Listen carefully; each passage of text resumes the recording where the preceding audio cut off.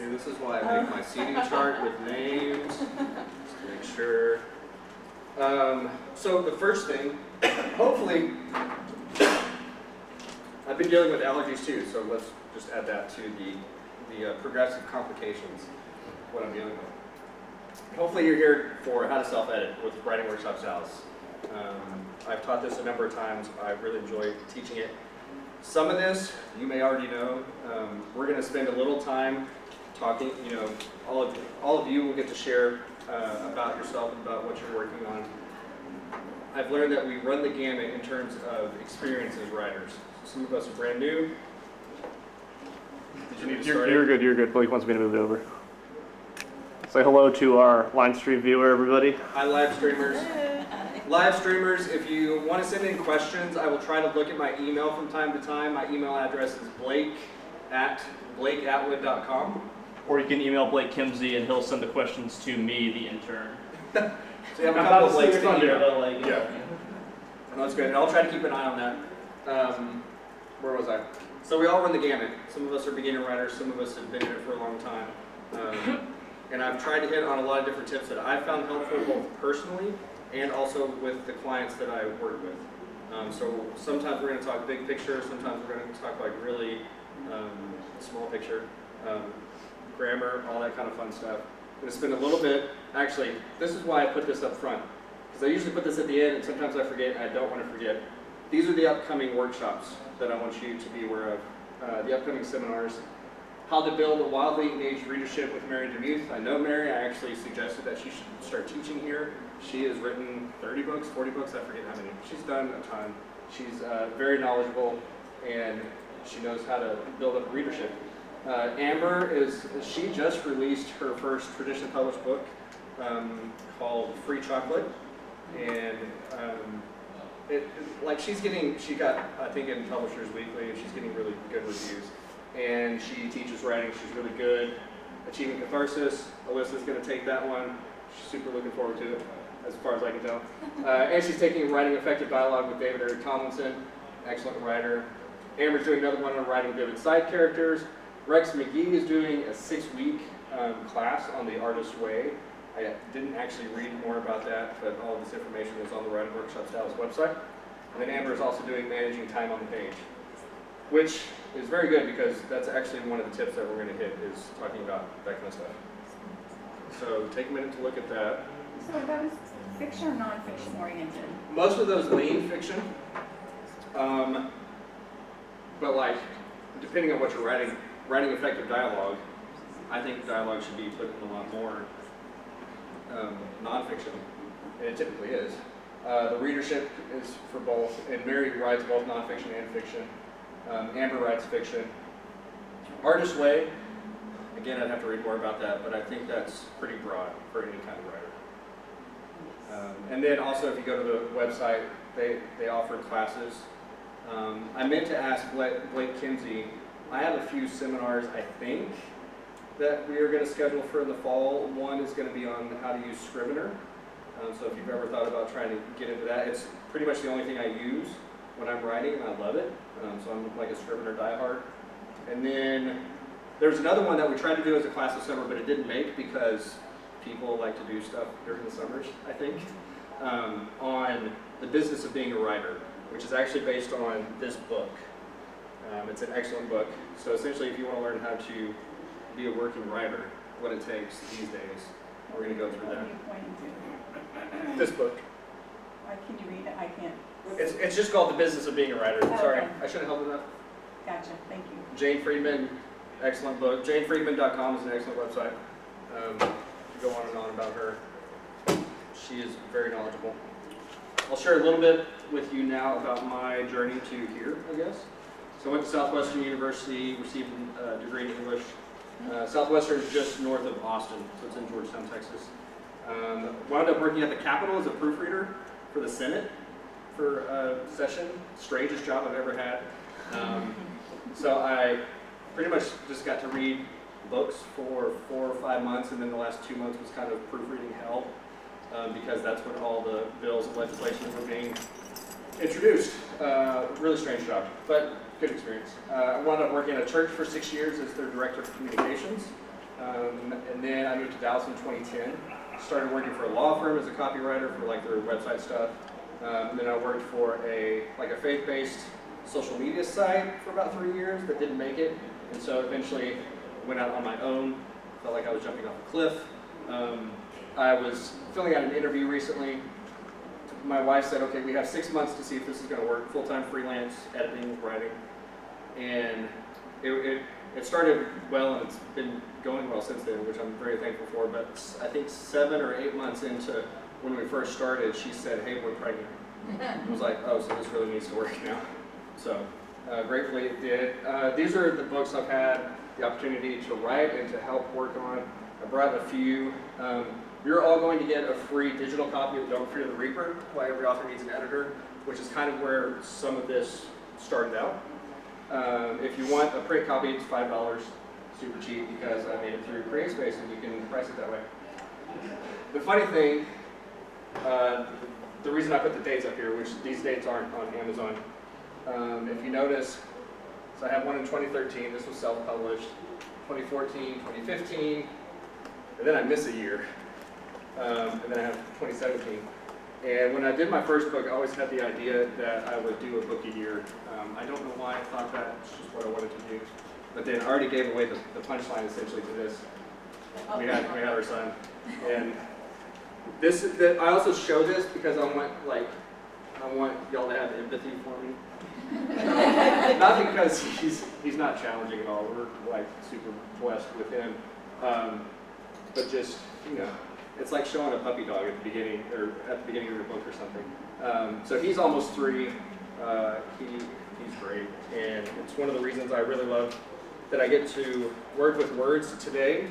My wife has taken him out, and what did he say? I mean, she asked him where he wanted to go, and he said the bookstore. And I didn't say anything, and so I'm like, that's great, it's awesome. But getting to write and to kind of do the things I get to do allows me flexibility to get to spend more time with him. These are some of my clients' books that I've worked on. You'll see a lot of faith-based, a lot of business books.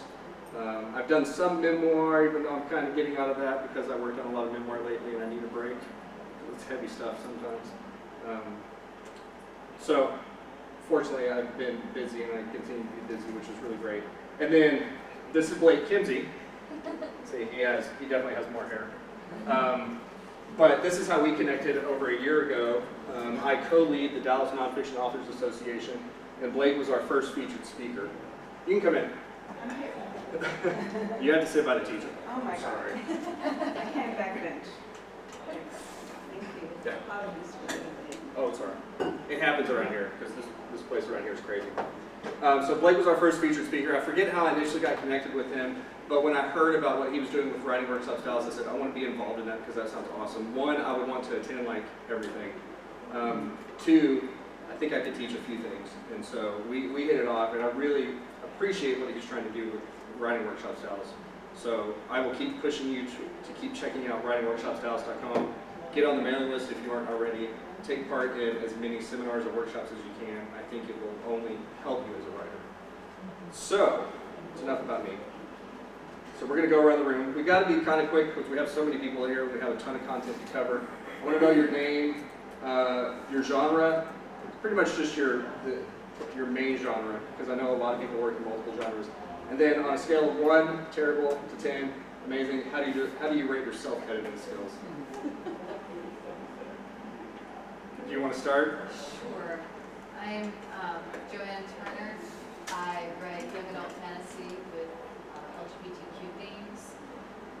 And I have to split it in half because I do more like a 6 to 7 for like grammar self-editing, but more like a 2 to 3 on what publishers look for, editing kind of thing, and readability and things like that. Yeah. My name's Andrea Sider. I write nonfiction. I haven't published yet. I'm still struggling with the memoir.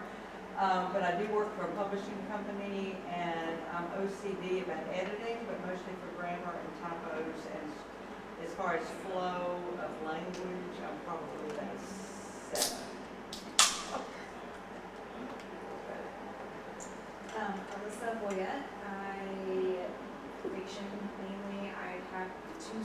published a book that I started 8 years ago. I just quit 9 years of teaching. So that tells you I started it 8 years ago and how it picked back up. So we're picking those back up. And yeah, editing, because I was an English teacher, so I can edit the heck out of an essay, but probably not so much my fiction writing. Hi, my name is Jessica Torres, and my genre is space opera or science fiction. In terms of my self-editing, I'd say maybe about 4 or 5.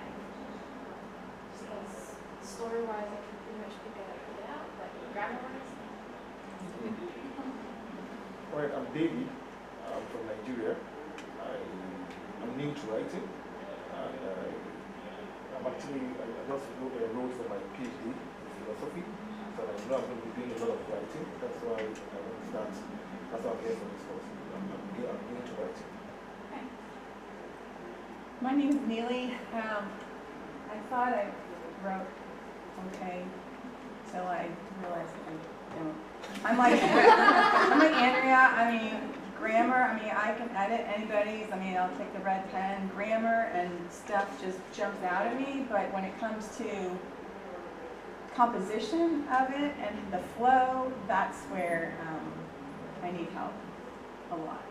Passive, act versus I'm getting better about writing in the active voice. I'm being able to recognize it. And I'm a registered dietitian, nutritionist, and a health coach, so that's my deal. And I guess nonfiction, I don't know, like what that would be it. Though. Yeah. I'm Starling Thomas. I'm currently working on a memoir, and I have a journalism degree, so I come from a journalism background. I've been published in several magazines, never an actual book.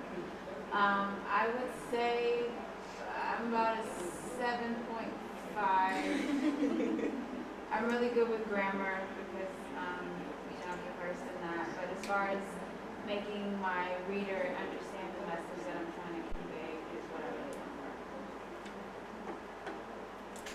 work. I'm Kara, and currently I mostly write in nonfiction theological work, and I have a book coming out this fall that I edited. So as far as editing, when it comes to content and like conveying ideas, I'd say I'm pretty good because I actively edit every week for peers and colleagues. But when it comes to like where commas go, I have to confess I'm like a 2 because I just approved about 98 corrections in my copy edited manuscript that were all commas. So my publisher and I have different interpretations of the Chicago style apparently. The Chicago makes. So That's this bad boy, in case you're wondering. Mm-hmm. Yes. I don't have it memorized apparently. Oh my goodness, I don't know who does. I'm Jennifer. I do mostly nonfiction, and I don't know. I think I'm about a 6 probably. Grammar and everything, I feel like I'm okay, but I find dialogue to be really challenging, and just kind of sometimes the flow, like where to start and stop on the chapters. Sometimes can, so yeah. That's what I say. My name is Elisa Mon, and right now I get paid for business writing and corporate communications, but I am endeavoring to start this month and for the next year. What I really want to do is writing personal memoir and essays. I'm really good at editing business copy. I geek out on AP style manual.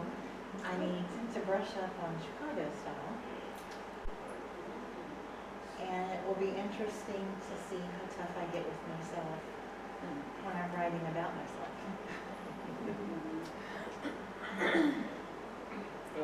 Taylor Newcomb, I mostly write crime fiction.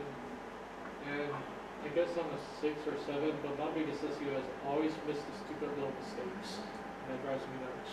Mm-hmm. I think our first tip is going to be helpful for you. I think. I'm Marlene, and I'm a nonfiction. And Carol, Ditto. I don't know where to do the commas.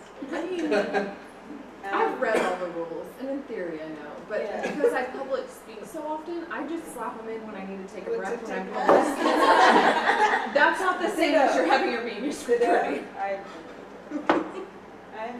pretty good about figuring out the flow and those things that I'm sure I can use.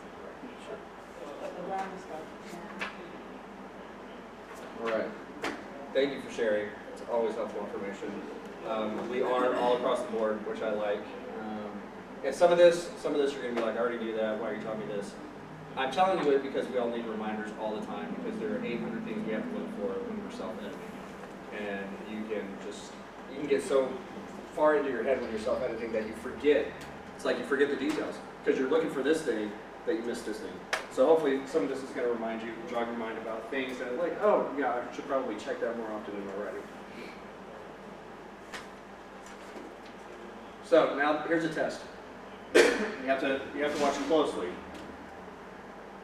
How's your awareness? This is an awareness test. How many passes does the team in white make?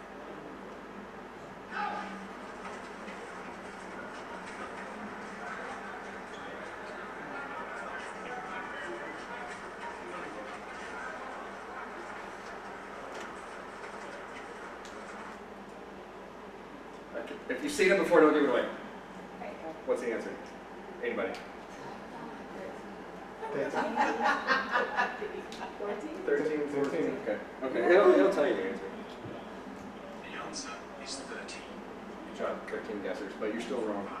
Did you see the moonwalking bird?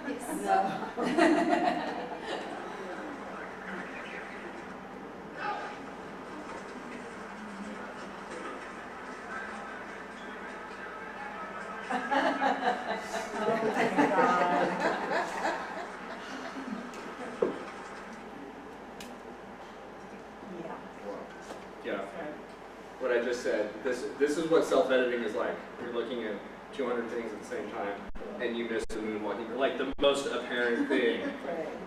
Which is not. The first time you watched that, the first time I ever watched that, I didn't see it, and I rewound it because I was like, no, they put that guy in after the fact. And no, they didn't. Yeah. So that's what we're gonna do. We're gonna discover your moonwalking bears because we don't want this next thing to happen to you.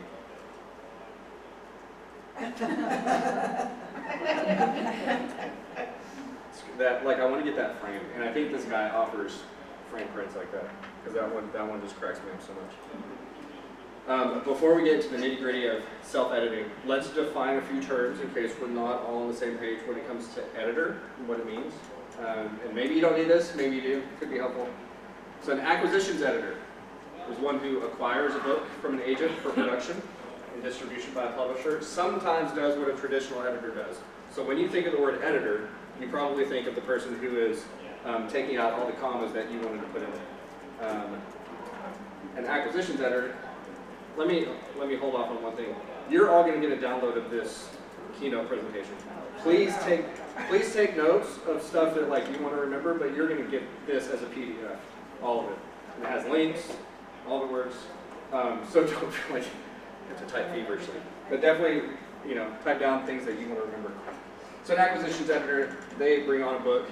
Sometimes they do actual editing work, but a lot of that editing work from publishing houses is farmed out to freelancers.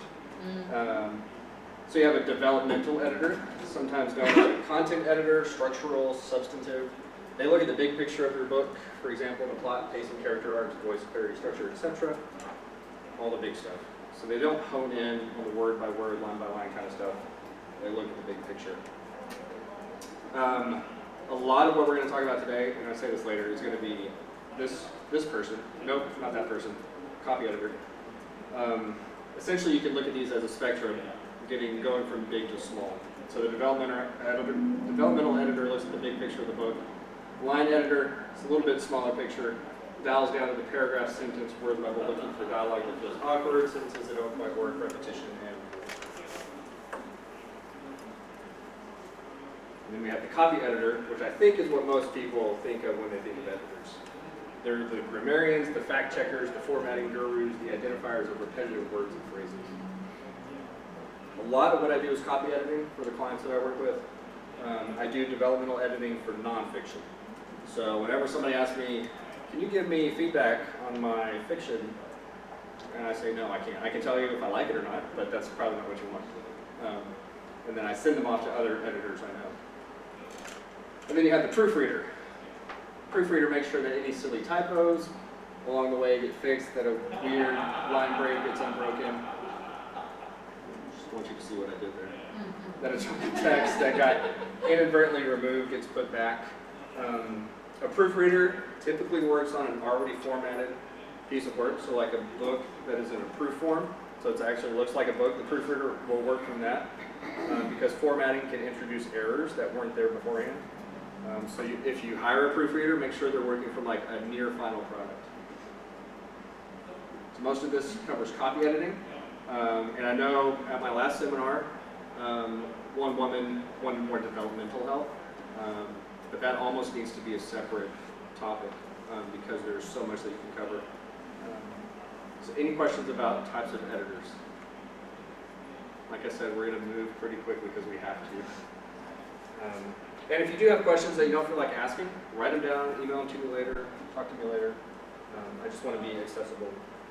So, big picture stuff, our first section, so to speak. And we're going to hear from a writer who knows a thing or two about writing. I did not bring his on writing, but it's a definite recommended resource, a book that you should read if you haven't. Would somebody like to read this so I can take a small break? Go ahead. My advice is that you take a couple of days off. Go fishing, go kayaking, do a jigsaw puzzle, and then go to work on something else. Something shorter, preferably, and something that's a complete change of direction based from your newly finished book. How long you let your book rest is entirely up to you, but I think it should be a minimum of 6 weeks. So the first tip is give your manuscript a rest. Does anybody do this? Yes, okay. 8 years worth of rest. 8 years, yeah. You can mark this one off, like, you got it. Would you mind sharing, like, the length of what you put aside and how long you put it aside? Sometimes a few days, sometimes a week. And is this for, like, shorter form stuff? Like how long? Depends on the deadline. Essay stuff? Or article length? Article length. Okay, Depends on the deadline. that's good. You were saying yes. Kara? Yeah.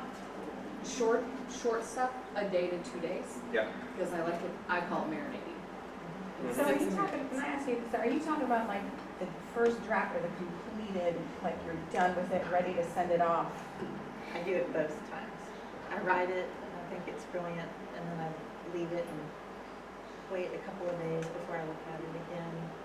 I might inevitably find something, so I make that change, and then I go another 2 days. If I have that time. I do it once, and after I've already edited it once. So like I write, I edit, I let it sit, I edit again. Yeah. I always recommend at least on the first draft, at the very least. So, Stephen King said 6 weeks because he works on long books. So time permitting, match the length of your article or book to the length of your resting period. And this length, like I'm not going to give you a prescribed time. I'm just going to say if it's an article. Sorry. Cat's calling. If it's an article, a day is a good amount because by that time you can probably kind of forget. But for a book, you might need to rest it for a long time because you've been working with that thing maybe for 6 months to a year. It's in your brain. The goal of resting your manuscript is to get it out of your brain so that when you come back to self-edit, it's somewhat new. You're never going to be able to be objective about your work, but you should still self-edit. You should still take time to kind of let it just flutter out of your mind before you tackle it again, because then you start seeing stuff like, why did I write that? You start seeing that kind of stuff. You start seeing where the flow doesn't quite work as well. You start seeing, I don't even know what I'm trying to say here, so how's my reader going to know what I'm trying to say? So I say wait at least 4 weeks up to 3 months after drafting a book, but experiment with timelines until you discover which one works best for you. And then the hardest part, I think, of this process, resist the urge that you would peek at your draft during its rest. So if you decide with yourself, I'm going to wait a week before I look at it again, try not to even think about it. It's the best way to get it out of your head, so you can come back to it pretty fresh. Any questions about that? I don't know if I'm going to ask about questions every time because we have so much to go through. You definitely want to take your time. Steinbeck in Journal of Novel, which I didn't bring. This is another excellent resource book, really short, really good. You can't train for something all your life and have it fall short because you are hurrying to get it finished. I think this afflicts a lot of writers, a lot that I work with who say, can you edit my book? I need it in 2 weeks. Sometimes I can, most often I can't, but they're trying to reach a deadline, sometimes for worthwhile reasons, but sometimes I think because they're so close to the finish line, they just want to get it out, instead of putting out something that's really a lot better than they could produce if they would just take their time. So part of that means don't rush your edits. Set aside ample time to comb through your manuscript. Set a deadline that feels just slightly unachievable. That will compel you to finish and chunk your time. So by all of that, I mean, you want to set a deadline that makes you work, you know, something that's not 2 weeks away, but maybe if you're intent on self-editing your book, you give yourself a month or 3 months. Depends on what your schedule's like. Like some people have ample free time to work on their books. Some people have an hour a day, if that. So you have to figure out what works for you. But you want to set, and this deadline is totally arbitrary. It's up to you what you want it to be. But say, you need to say a date somehow. By the end of August, I'm going to have self-edited my book. Because then you're like, well, I know I need to like do a chapter a week or whatever. And that's what I mean by chunk your time. Like figure out, you have 15 minutes a day, use that 15 minutes. How many words, how many pages can you self-edit in that 15 minutes? And then you do the math to figure out how many days do I need in order to finish my manuscript.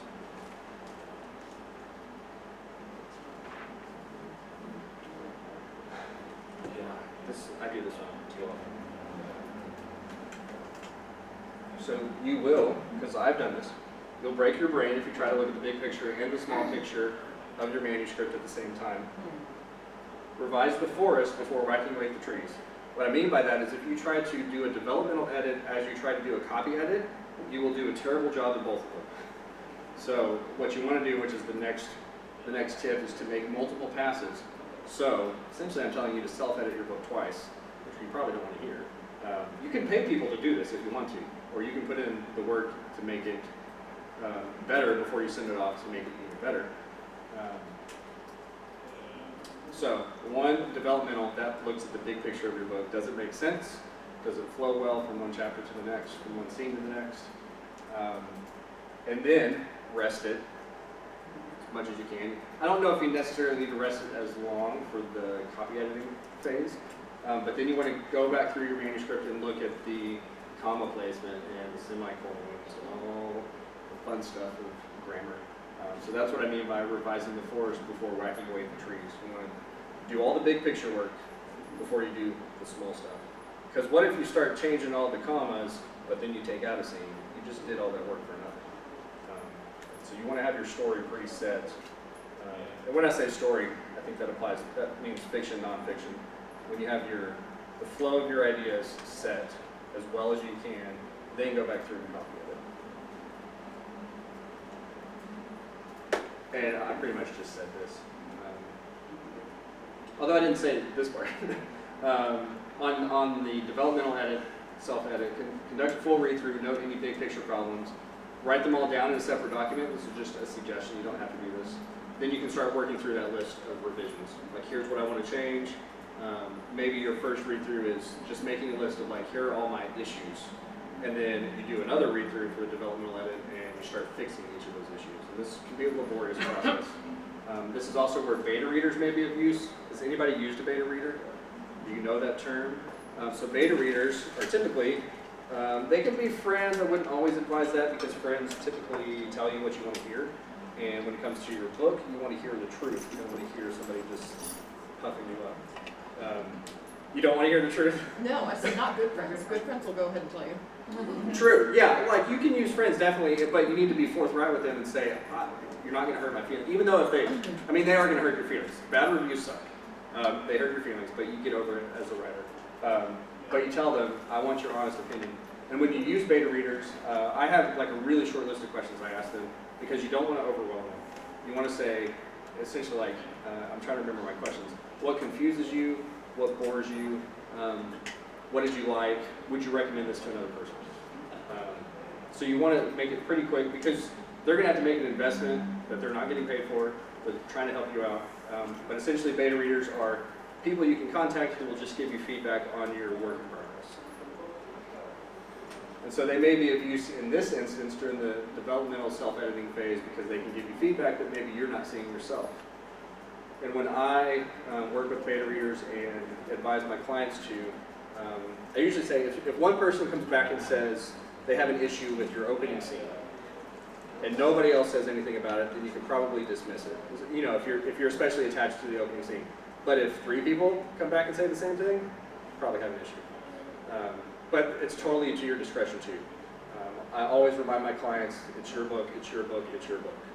So essentially if a beta reader comes up with a really reasonable defense for why they're right and you're wrong, you still have to decide if that's the case, because it's your book. So make multiple passes, developmental edit, then copy edit. Kill it or darlings. Has anyone heard that before? Yeah. Is it popular? Yeah. And this is so hard. This could be one of the hardest things to do. Highlight everything you love in your book. You know, all those fanciful phrases that you're like, I'm a good writer. This like everything else in the book may be terrible, but this line's perfect. But then ask yourself, did I write this more for me or more for my readers? Does it serve the story or does it serve you? So darlings kill momentum because when a reader encounters one, they're more impressed with the storyteller than the story being told. You don't want to wow a reader with a line, you want to wow a reader with an experience. Cut what seems indulgent, save it in a different file, use it in a blog post before your launch. Nothing when you're writing is necessarily wasted. I like to keep like a clip file essentially of stuff I remove because you never know when that could be useful somewhere else. But when somebody, I'm not telling you to write poorly, but when you write something that takes a person out of the story, when they kind of think more about the author instead of the story, then We got a question from Molly, a live stream viewer. When you are letting a manuscript rest, can you work on another one? Molly, you can.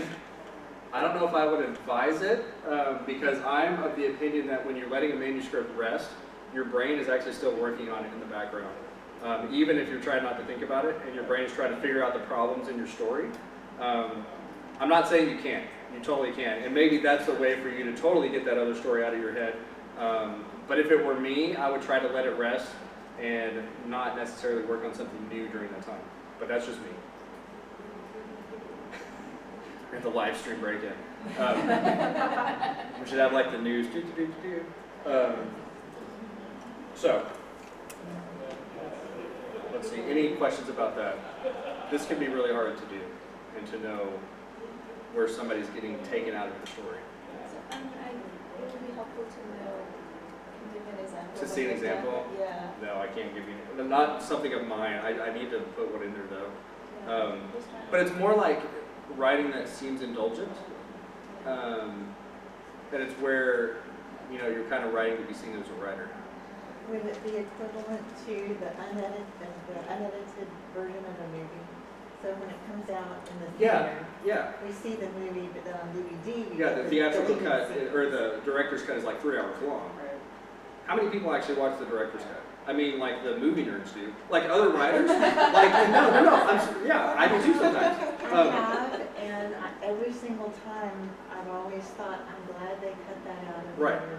Right, and it's so hard to know. It's the cut scenes that you're like watching this and going, no, that should have been cut. Yeah. But it's also hard to know. Like on movies, 100 people are working on the story. But it's when it's just you, it's hard to know like that's where beta readers help too, because they could be like, this is not serving your story. That's probably where I've had the most trouble with my memoir, because it's the backstory that I've been told a lot of it to cut. Whereas for me, you feel it's necessary. That tells the story. And I've been told that it takes the reader out of the present momentum. Well, the memoir is present momentum and backstory and flashback. Yeah. That's the hardest thing for me to know.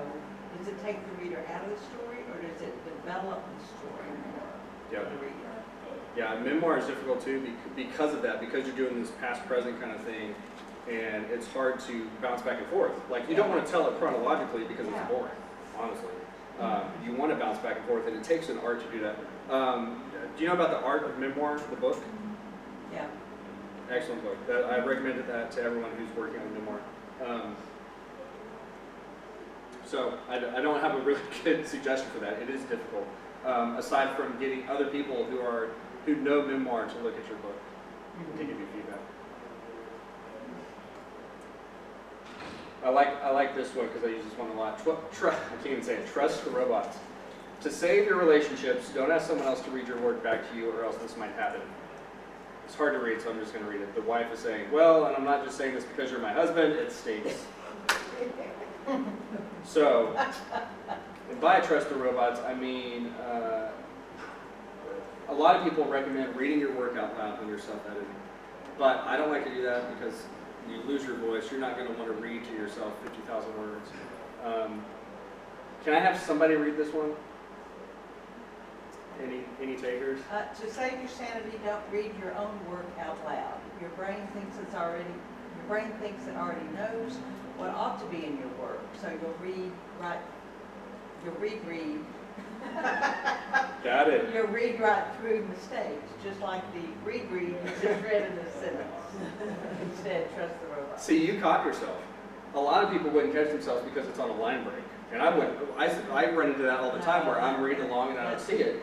But you stumble, which is good. Don't worry about all this. I just want to show you an example of what I do. So here's what I do when I'm working. Park in the System Keys and Access Center.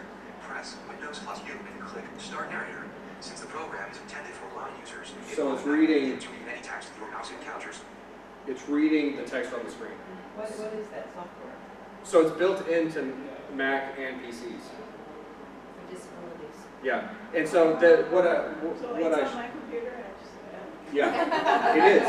And so what I did, this is all how to use that, how to set it up. So if you I have it on the last slide for PC, how to set up your computer to read to you, and then on the Mac for how to do it. So when I'm self-editing, when I'm editing client work, I will highlight like a paragraph, and then I'll have the Mac read to me, because that thing's not going to miss a word. It's going to speak it, and as soon as you hear it, especially if you're following along, you're going to hear the read, which your brain might not have found otherwise. It's one of my favorite tips. I don't remember where I learned it, but it's been very helpful for me. Do you read along while you're listening? Or? Yeah. Okay. Yeah. So I'm still tracking because like it's not going to read commas or any Gotcha. punctuation. Okay. So I still need to look for that. Okay. What about the inflection and pauses? It's just reading. It's not having a human. That's a good question. You can change some of the voices, and it does have some inflection. I have that sped up a little bit, so that's at like 1.3x because I've used it on that setting for so long. I can understand it, and I don't have to like wait for it, and it kind of tracks with how fast I'm reading. So you can change the speed on it too. So it's good, and it'll pause after periods and all that. It will. Kind of That's yeah. my point. It just didn't sound like it because it's reading pretty fast. Okay. Yeah, on a PC. And then, in addition, so really I do a lot of passes on the stuff that I review. And I'm not saying you have to do all this, but I'm saying it's helpful. So there's no shame in admitting your need for help by enlisting robotic assistants. These are all applications you can use that check your grammar. So Grammarly is free, $30 a month or $140 a year. Sometimes you can find discounts. I use it as kind of my fail-safe. So Grammarly is a web-based application that's kind of like Microsoft spell check on steroids. It will check your grammar as well as your, I should just show you an example. That's what I was going to do. Why would you pay $30 a month if it's free? What do you get? Oh, sorry. What was that? I would say it's probably, I think there's different features. Yes. Because we used it. I use it all the time, but I use the free version. Yeah, I can't remember the differences now. I don't remember if the free version is just basic limited. stuff. Yeah, I think it's limited. I don't pay for it. I choose the free version too, but I think there's more function. It does a lot more. Try to find something I can. I'll show you something I just wrote recently. Maybe.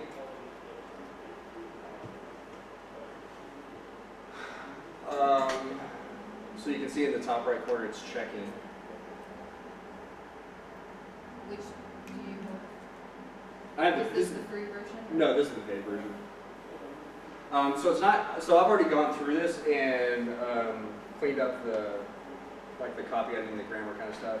But you can see it's going to suggest. It says variety over here on the right hand side.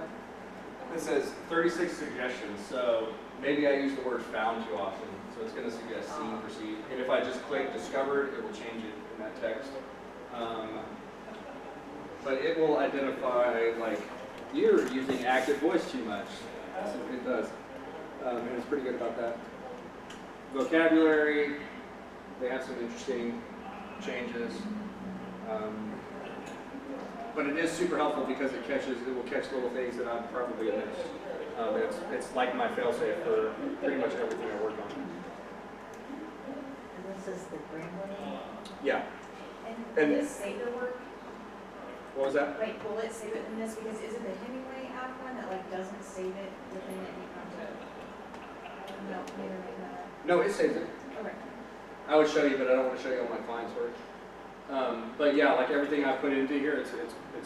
Okay, and it'll save the changes. Yeah. Now, I need to get this on the screen. And then I'll show you another one called Hemingway app, which I should have grabbed.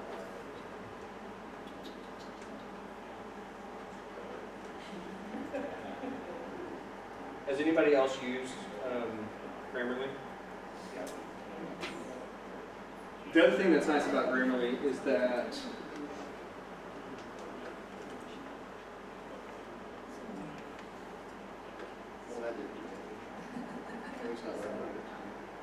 I think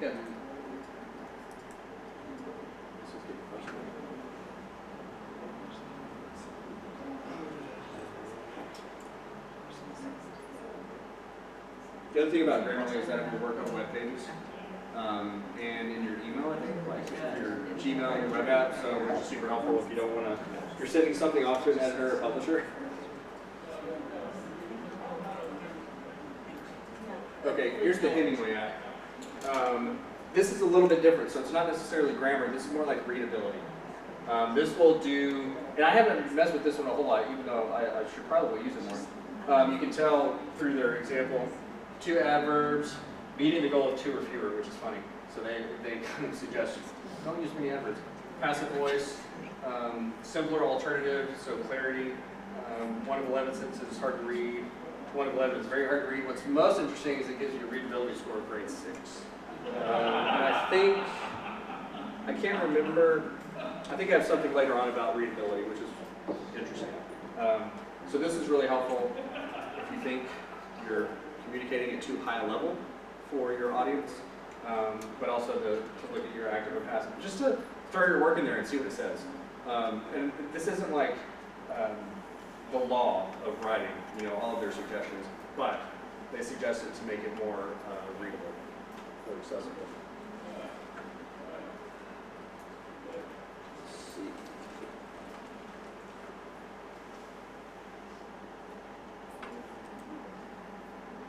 And that one's free.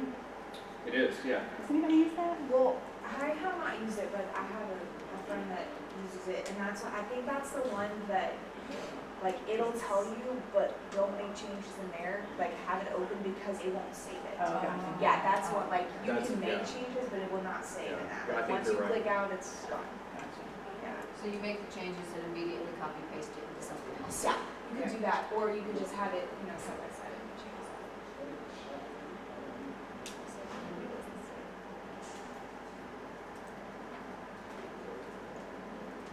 So many things. So many things. Oh, can I go back? I know, I should go back. But I did want to say one more thing. Pro Writing Aid I have not used, but I've heard good things about it. And then this compare more link. So everything underlined in this PDF that you're going to receive is a link. So the compare more goes to a website that compares a lot of these different programs. Yeah, Michael Scott, my favorite manager. Sometimes I'll start a sentence and I don't even know where it's going. Never happens to me when I'm writing, never. So stop clearing your throat. By this, I mean clearing your throat is like revving your car's engine after a deathly cold night. You're warming yourself up to get going, to write about what you really want to write about, but you have to develop a keen editorial eye to see and cut what's unnecessary.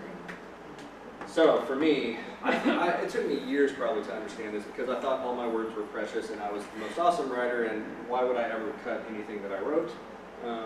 But then I found out like my first paragraph, my first 3 paragraphs were all just like getting to the point. Like, well, they're not necessary. So for me, I review my first few paragraphs of every chapter, review your first few chapters even. Are you telling your story or are you telling the story behind the story? Like, what's the real story? We talked about the director's cut, and that's a really good analogy. Like, what do we need to hack away so we can get to the point? I'm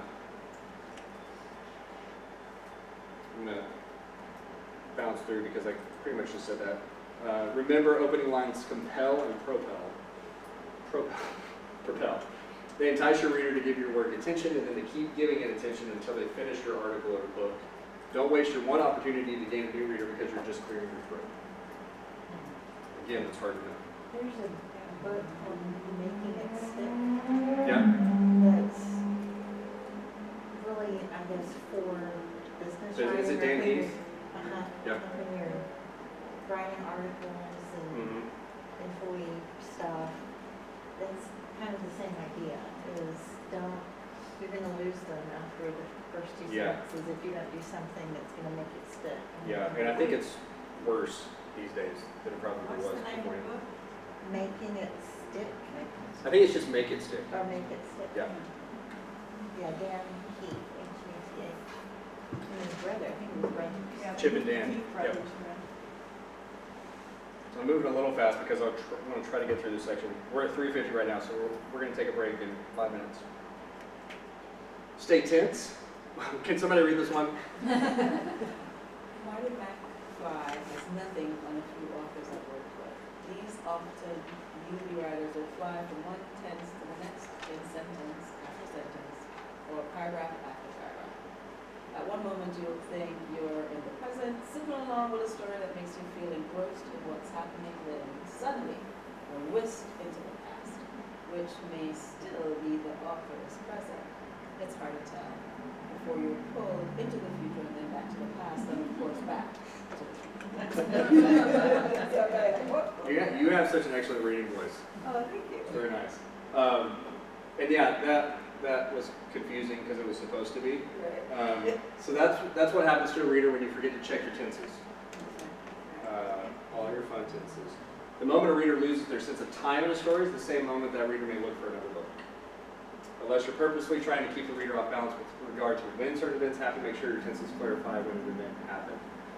This happens a lot in memoir. I think this is probably why I put it in there because I've worked on so many memoirs where I'm like, I don't know where you are in the story. I don't know when this is happening. So you just have to be aware of when that's happening. So if you're writing in the present tense, do all of your verbs stay in the present? If you're writing in the past, do they stay in the past?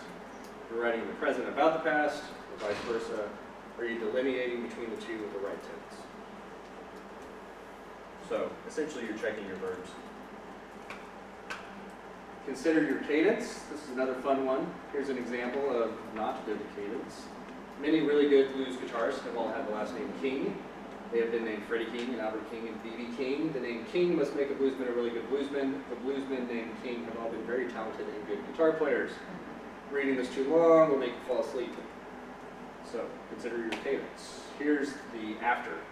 What makes a good bluesman? Maybe, just maybe, it's all in a stately name. You can't even read it, you're getting too close. B.B. King, Freddie King, Albert King. It's no coincidence that they're the royalty of their genre. When their fingers dance like court jesters, their guitars gleam like scepters, and their voices bellow like real trumpets, they seem almost like nobility. Hearing their music is like walking into the throne room. They really are kings. The OWL, which is, why did I blank on that? Purdue OWL, online writing. Lectures. It's not lectures, but Purdue is good. Yeah, it's Purdue OWL. You just Google Purdue OWL. I know. That's a really good writing website. So they suggest alternating short and long sentences as well as varying usage openings. For instance, don't always start with a noun. And for you fiction writers, be especially aware of a proliferation of sentences that begin with he or she. While writing your first draft, such constructions can happen almost without your notice. These are good initial suggestions in my view, but even when you employ them, you may find yourself going back to the same well each time in your effort to vary your structure. In other words, short, long is still repetitive. So essentially you're trying to keep the reader's interest by your sentence structure. It's just another thing to be on the lookout for. And sometimes you don't notice because it's like, we all have blinders to certain things in our writing. And we don't know about until somebody points it out to us, like, oh, I can't remember the word, but there was some word that one of my clients used way too much. And he didn't see it. He didn't know about it until I pointed it out. Maybe it was just the word you. It was something really simple, but as I'm reading it as a first timer to his word, it's all I can see. It's like it's so repetitive that I'm getting bored. So the same with overusing certain words, which is something we're going to talk about. You can overuse sentence structure. And I think a lot of us, maybe that's too assumptive to say. Maybe I fall into that a lot. Kill all anthills. I'm bad with puns sometimes, so forgive me. Has a 4-year-old ever told you a never-ending story? Dad went to the store, then bought some gum, and then he paid the man, and then he went to his car, and then it just keeps on going. The story never ends. So don't be a 4-year-old. Check your and usage and any other overused words via Scrivener or wordcounter.com. Let me see. So I have a question for that. Okay. If you have a 4-year-old in your story who is telling a story Yeah. like that, would be That's- accurate that to was the story, but Yes. you also don't want to bore your reader like that. Yeah, like if you use that device too much, it could be annoying. But then again, maybe you have an annoying 4-year-old in your story. Okay. So yeah, like in instances like that, it's okay. And for some of this, which is interesting, we're going to talk about, I have a section on dialogue, which we're going to talk about. And sometimes like all these rules kind of get thrown out with dialogue. Because dialogue's a little bit different because it's actually people talk.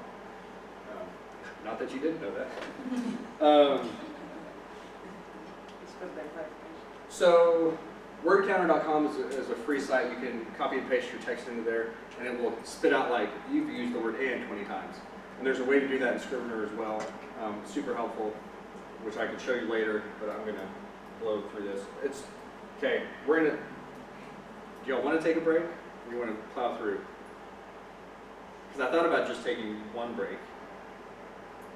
Getting head nods. Is everybody good? Okay.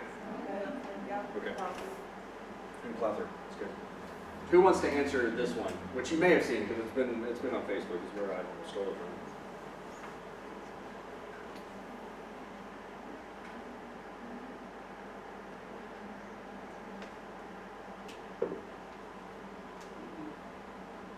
This took me too long to get to. It really did. Anybody have the answer? Like a medicine question? If you read it slowly and with the punctuation, it's kind of hard to see. It makes sense. That's a comma, that's a comma. And just think about it as a factual statement. What, W-H-A-T, as 4 letters. Yeah. Sometimes it's 9 letters. Okay, got it. But never has 5, yeah. So it's goofy. But that is to prove my point about eschewing confusion. Don't ask me why. See, eschew, it should be a darling that I should have killed, but I just like the word. So you don't want your reader to be confused. You want to look out for confusing sentences. Somebody read this, please, because I can never get this one. This is, if somebody's up for a challenge. Your inquiry about the use of the entrance area of the library for the purpose of displaying posters and leaflets about welfare and supplemental benefits rights gives rise to the question of the provenance and authoritativeness of the materials we display. Posters and leaflets issued by the Central Office of Information, the Department of Health and Social Security, and other authoritative bodies are usually displayed in libraries, but items of a disputous, or a public kind, while it's not necessarily excluded, are considered individually. Thank you. What did you just say? Yeah, exactly. And so they do have an after example, which is great. Thank you for your letter asking for permission to put up posters in the library. Before we can give you an answer, we will need to see a copy of the posters to make sure they won't offend anyone. That's all they were trying to say. This is the stuff you have to watch out for in your own work. But I get why they said it the first time, because then they're like, why do you have to censor my poster to say it will offend anyone? Yeah. So always be on the lookout for what could possibly confuse your reader. This is so small here. Hardest thing about self-editing confusing parts is you typically always know what you meant to say, or at least what you meant to say. In other words, even if the words might be confusing to a reader, they're not exactly confusing to you because you're so close to your material. That's why it can be really hard to self-edit this kind of stuff.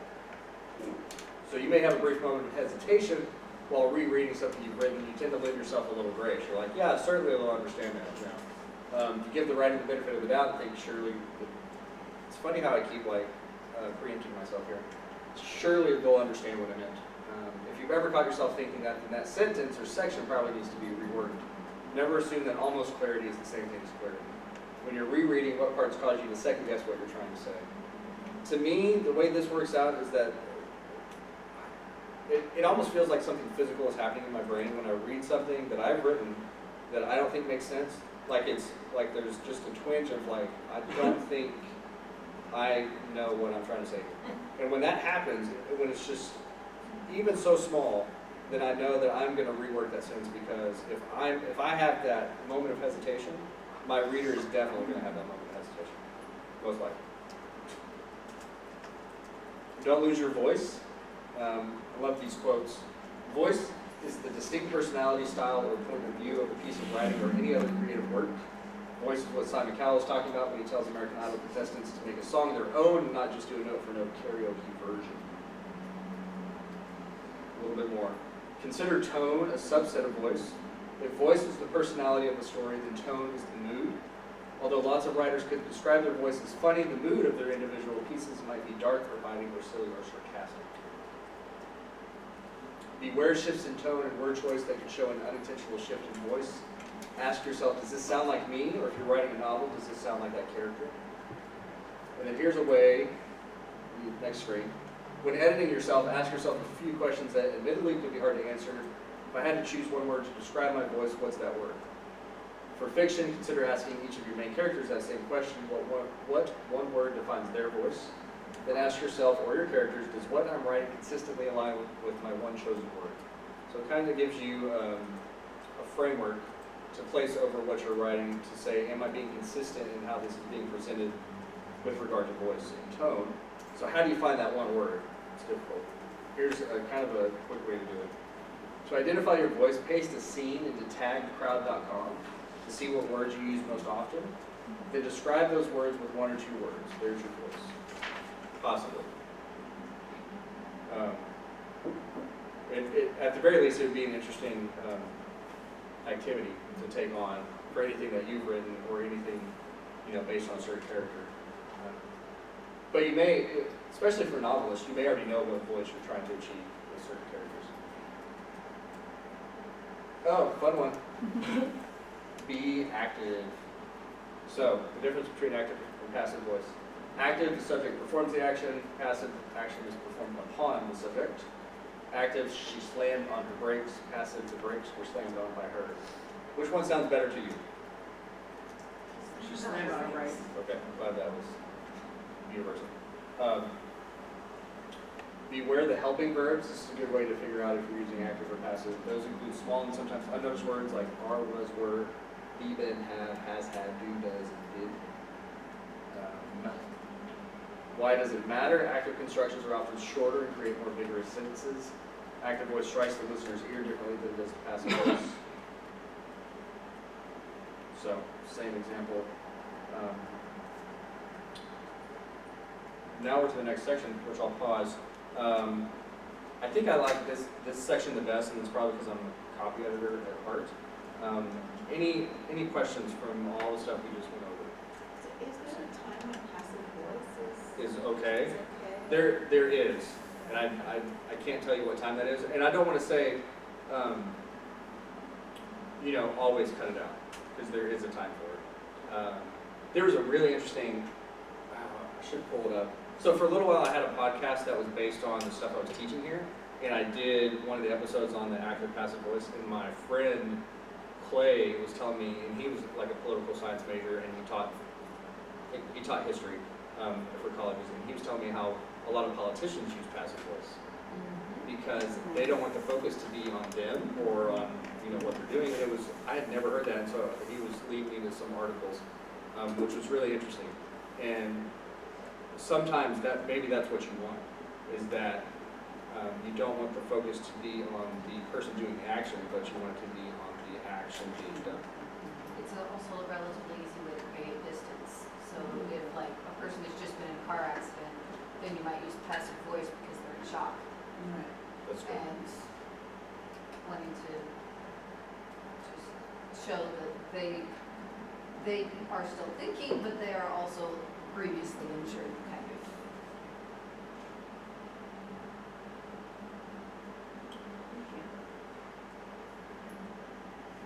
We'll check my mail real fast in case we have no questions. Yeah. Anything else? We jump to the next section. Dealing with details. Crutch words. Would somebody like to read this one? Writers lean on crutch words in their first drafts. When you're writing just to get the words on the page, you will use short words and phrases that don't need to remain in your final draft. These words are typically things you might say in conversation, but they're not essential to writing the story in print. They're words you use because they're comfortable, but when you are making a self-editing pass with your eyes set toward eradicating unnecessary words, you'll notice many of them can be deleted, like I just took out that.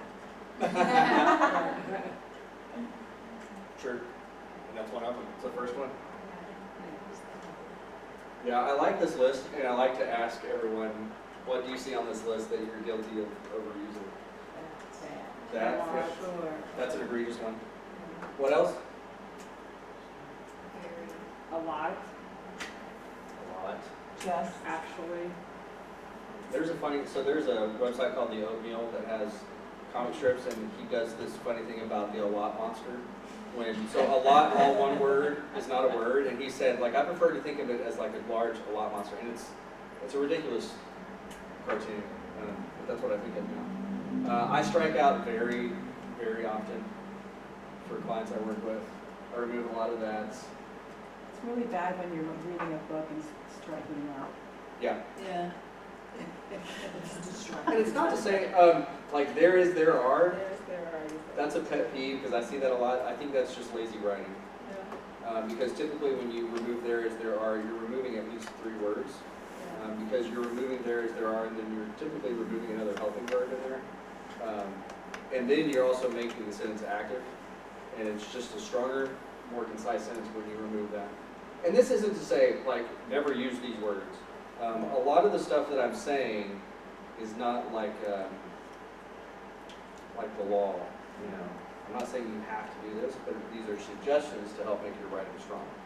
So there will be instances where you will want to use some of these words, but make sure you're using them for a purpose and not just dropping them in because you want to. But then we talk about dialogue. People use these words all the time. So you will want to use these words in dialogue to make it authentic, most likely. So yeah, you'll get that list if you want to look at it further. Yeah, I just talked about that. There's a man who walked into the ocean becomes the man walked into the ocean. Edit deletes 3 words. There is was superfluous. It's a fun word. And then again, you can see how often you use certain words. This is how to do it in Scrivener. You can use word counter. Anybody want to tackle this one? Don't use a big word when a singularly unloquacious and diminutive linguistic expression will satisfactorily accomplish the contemporary necessity. Very good. Don't use a big word when the small one will do, and especially if you're not entirely sure what the big word means. That is not good. So I have to check my authors often on some of their word choices because I'm like, that's not what you think it means. And sometimes I don't know what it means, so I look it up. Yeah. So write the right word. According to expresswriters.com, National Law Review states that the average reading level in the United States is the 7th grade level, with 1 in 5 American adults who can only read at a 5th grade or lower level. Creating something that is readable for a 5th grader is not just a catchy title for a blog. It is true. You need to write your content so that a 5th grader can read and understand it. This is a recommendation I would say more for like web writing, not necessarily for literary writing, because that's a different audience. Who is the journalist? You guys have a journalism background? A few. Do they recommend like a certain reading level for like news articles? Well, I was more into the magazine, not necessarily news. No, that's fine. Like blog and news, online writing is a little bit different than if I was writing for print. Right. They didn't tell us the grade level. It just I would gauge the type of audience. Like if it was a health magazine versus fashion or Right. entertainment. Right. And really, at this point in age, it's really good to write how people talk. Yeah. When you're dealing with that. So some of those journalism AP style will go out the window when you're dealing with entertainment. But news style, I mean, I did that in college, and they want you straight to the point. Yeah. All those extra big words are unnecessary. Yeah. Tim. When I was in journalism, my professor posed right for me, and he dropped out of school in 6th grade. And Edna, who dropped out of school in 6th grade. Wow. That's a good one. I mean, my that's professor would say, write like I'm a dumb gopher. it's funny. I mean, it is kind of true, and this kind of gets to the point of why we're taking out these words and why we're choosing to use smaller words instead of big words. It's a good point that you have to keep your audience in mind at all times. Who are you writing for? At what level are they really reading at? And sometimes you can't know that. But sometimes, like the healthcare thing, you're going to write to a higher level because it's healthcare industry. But for like, if you want your blog post to be accessible to most people, you need to write at a lower level. I can't even say it. And that's what I talked about earlier. That's where Hemingway app comes in helpful because it'll give you that grade level. This is one of my favorite sections of Strunk and White. This little book that I recommend everyone should read. Some people hate it, some people love it. I love it. Vigorous writing is concise. A sentence should contain no unnecessary words. A paragraph, no unnecessary sentences. For the same reason that a drawing should have no unnecessary lines and a machine, no unnecessary parts. This requires not that the writer make all his sentences short or that he avoid all detail and treat his subjects only in outline, but that every word tell. Those last 3 lines, that's kind of my mantra for a lot that I work on. Just that every word tell, that it has a purpose. I think in my now defunct podcast, because I ran out of time to keep doing it every week, I talked about, words being like ants. I don't know why I keep coming back to ants as metaphors, but like, does your word have a job? Like an ant in an anthill. Like there's no superfluous ants. As far as I know, I don't really know all about ants, but I'm guessing that all ants have a reason for their existence in the hill. Did you have a question, or you just? Oh, sorry. So that every word tell. So you want to remove, eradicate, and delete redundancies. Anyways, and here are a lot that I've seen.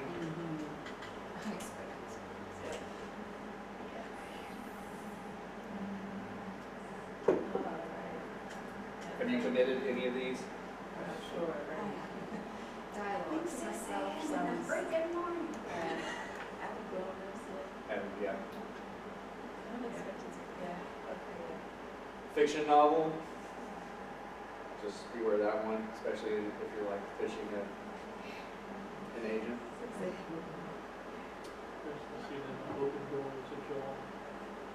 You can set, if you're writing in Word though, you can set a tool to have it check these things for you. You can? Yeah.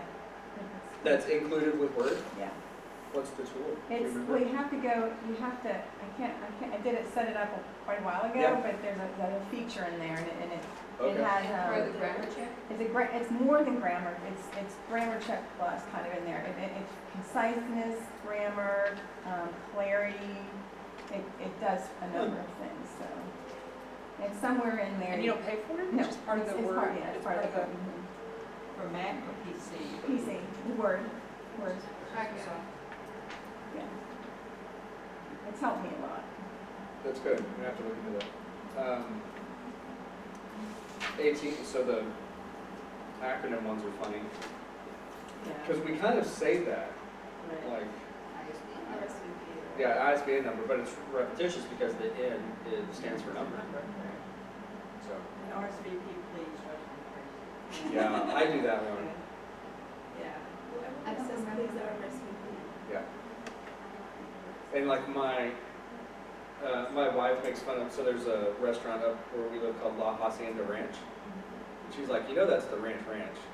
And I didn't know that until she told me. I was like, well, that's funny. Like the first season of NCIS was called maybe NCIS. That's funny. Because people didn't know, I guess.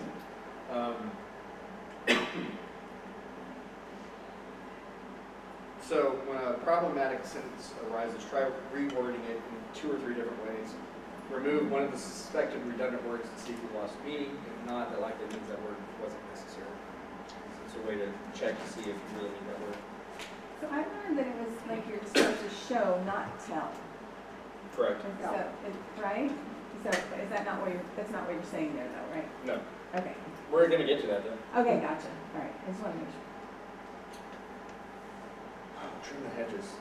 What am I even talking about here? Let's see what we're talking about. Imposter phenomenon occurs among high achievers who are unable to internalize and accept their success. They often attribute their accomplishments to luck rather than to ability and fear that others will eventually unmask them as a fraud. Psychologists and others acknowledge that it is a very real and specific form of intellectual self-doubt. Imposter feelings are generally accompanied by anxiety and often depression. By definition, most people with imposter feelings suffer in silence. Most people don't talk about it. Part of the experience is that they're afraid they're going to be found out. I think a lot of this can be written about writers because we feel like we're imposters or we have this intellectual self-doubt. So we use these hedging words. And you need to stop using them because that means you don't believe in yourself as a writer. Again, sometimes you need those. Sometimes that's the point. That's what you're trying to get across is that maybe you're like, I'm not entirely sure about this. But I do this with my nonfiction authors often. People don't read nonfiction for hedging. They read nonfiction because they want answers. And they come to you as a nonfiction author as like the mentor. Maybe you don't feel that way, but that's what they're looking for.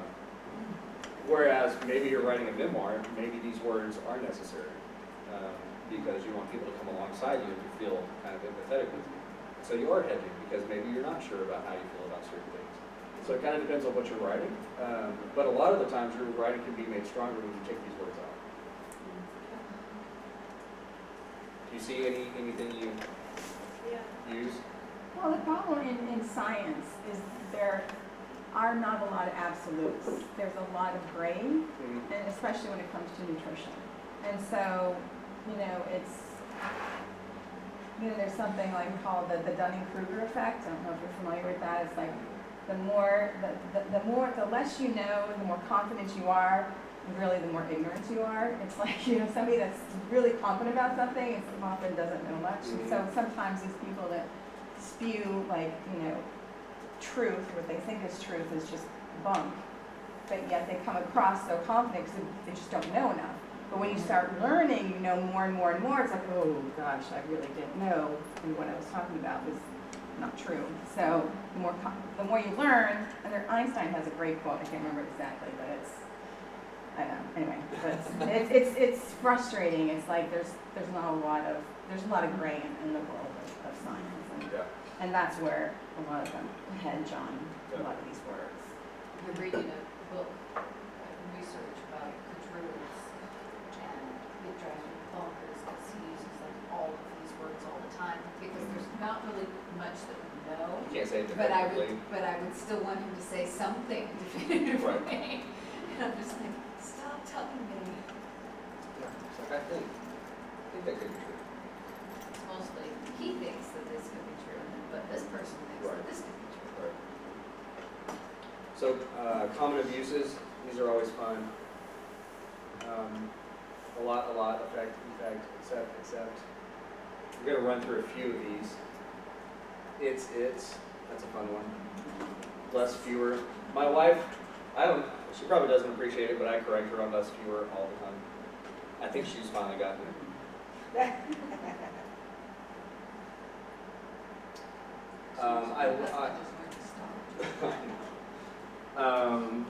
So this is actually from this book, Grammar Girl's Quick and Dirty Tips for Better Writing.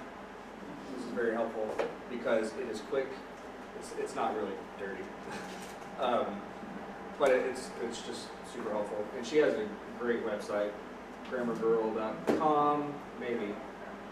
It could just be quickanddirtytips.com/grammargirl. Anyways, for almost I shouldn't say almost anything.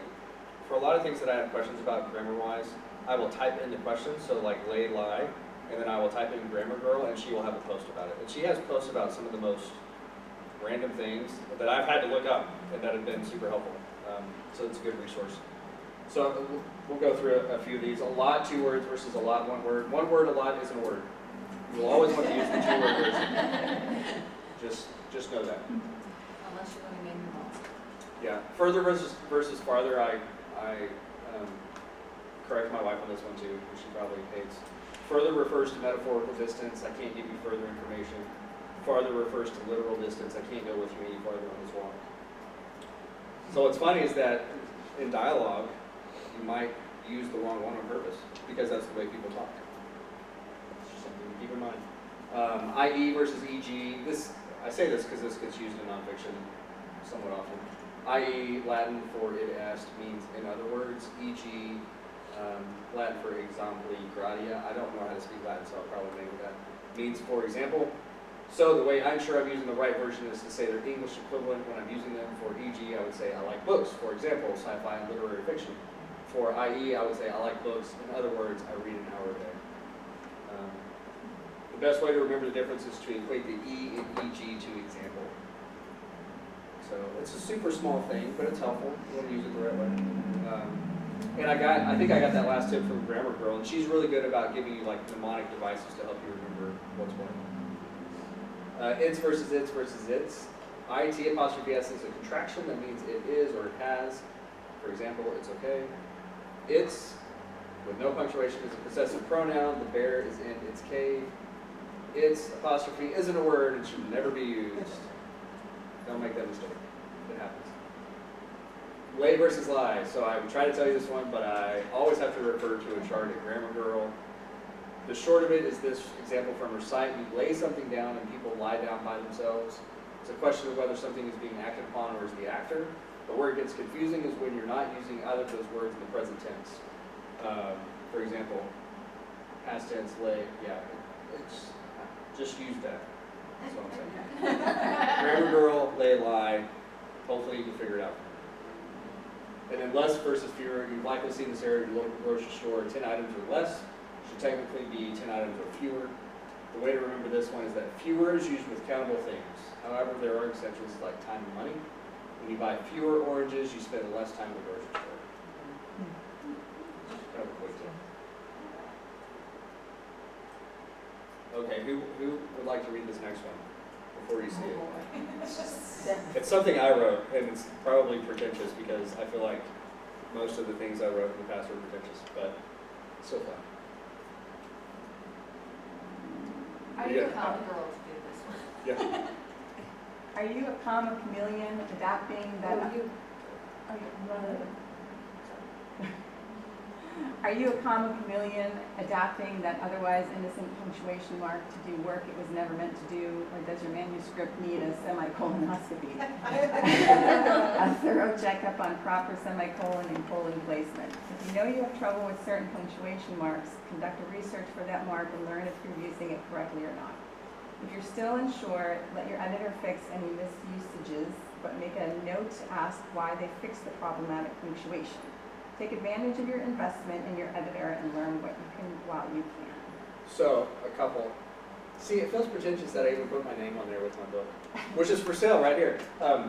So a couple things about that. We're going to talk about hiring an editor because I have to, because I'm an editor. I don't necessarily want you to hire me, but I want you to hire some editor to look at your stuff. But I can be hired too. The whole semicolonoscopy, so when I worked at the Senate, we worked in the basement, and it was a 5-person team, and 1 person was the reader, and 4 people would sit around with the printed out version, and we would follow along as he read. So kind of like the computer stuff. And the guy we had, so I was fresh out of college, and I think the other 3 people with me were pretty fresh out of college, so we were all young. And then the guy, the reader, the main reader, this old cantankerous guy, like maybe in his 50s, just like rough voice, probably smoked all the time. I don't know. And so he would have to read when you're the reader, you have to read the punctuation. And so sometimes, and I wish I could remember like the precise words, you know, it'd be like Senator Whitworth's colon. It wouldn't be like Senator Whitworth colon or something like that. And we're all fresh out of college, and we would have the exact same thing. He'd just be like, those kids always laugh at that colon. We hated that we laughed at it, but we're like, what are you gonna do? Like, this is a terribly boring job. We have to laugh at something. So. Have you heard of Victor Board's spoken punctuation? Oh, I have now. Victor Board. Victor Board. I'm familiar with him. But I think it's actually Borga or something like that. He had a sketch where he would do, this is spoken punctuation because obviously what you're speaking is unclear, so you need to do like, this is a period. You need to just say something. I'm gonna look it up, definitely. So, to find some of this stuff, if you know you're prone to abusing or misusing semicolons, always conduct a global search for semicolons. Take the time to research whether you're using them correctly. And do the world a favor, double space after a period, use find and replace, use find and replace to find space, space, and replace with space. Don't double space after a period. No. Don't. No. It's not recommended. Not anymore. Yeah. It used to be because of the way printers worked, you know, it's easier to read that way. Why is it not recommended? Because digital formatting spaces correctly. So double spacing was back in typewriter days. And also, You need to give your Amazon reader a break. recently released a new crackdown where, and you can, if you, for ebooks, anybody who has double space after a period, they'll actually send it back to you to reformat. I hadn't heard that. It happened recently, like last week or so, they changed that. Interesting. So you've got stuff on Amazon, you guys can Digital copy gives you the space. And so you don't need to put it because otherwise it will be this just. Yeah, they did that because when you add double space, it actually increases your pages. So for like Kindle Unlimited page, since you get paid by the pages read, the more pages you That's why have, they do that. yeah, they also do that. Yeah. Cracking down on that. Okay, I'm going to skip a tip, which y'all can read later, about resisting the urge to explain, because it's a little in-depth. I just realized I have a lot of... You explain too much on resisting the urge to explain. That's true, because I just now saw it. Are you mansplaining? It's funny. I hope not. But, I mean, like I'm writing a book about it, apparently. And that's actually a lot of the show don't tell stuff, but I'm trying to speed us along a little bit. And this kind of goes with a little bit what we talked about before, filter phrases, which these were kind of new to me when I was doing the research for this seminar. Filter words form a barrier that distances readers from a story. Birdie felt the warm sand between her toes as she walked. Birdie's experience is relayed secondhand. When word economy is critical, this approach works. However, would you rather become so involved that you almost feel it yourself? With a few tweaks, we can strengthen the sentence. The sand trickled between Birdie's toes, radiating warmth every step she took. Strong verbs, trickle and radiating, amplify the sensory impact.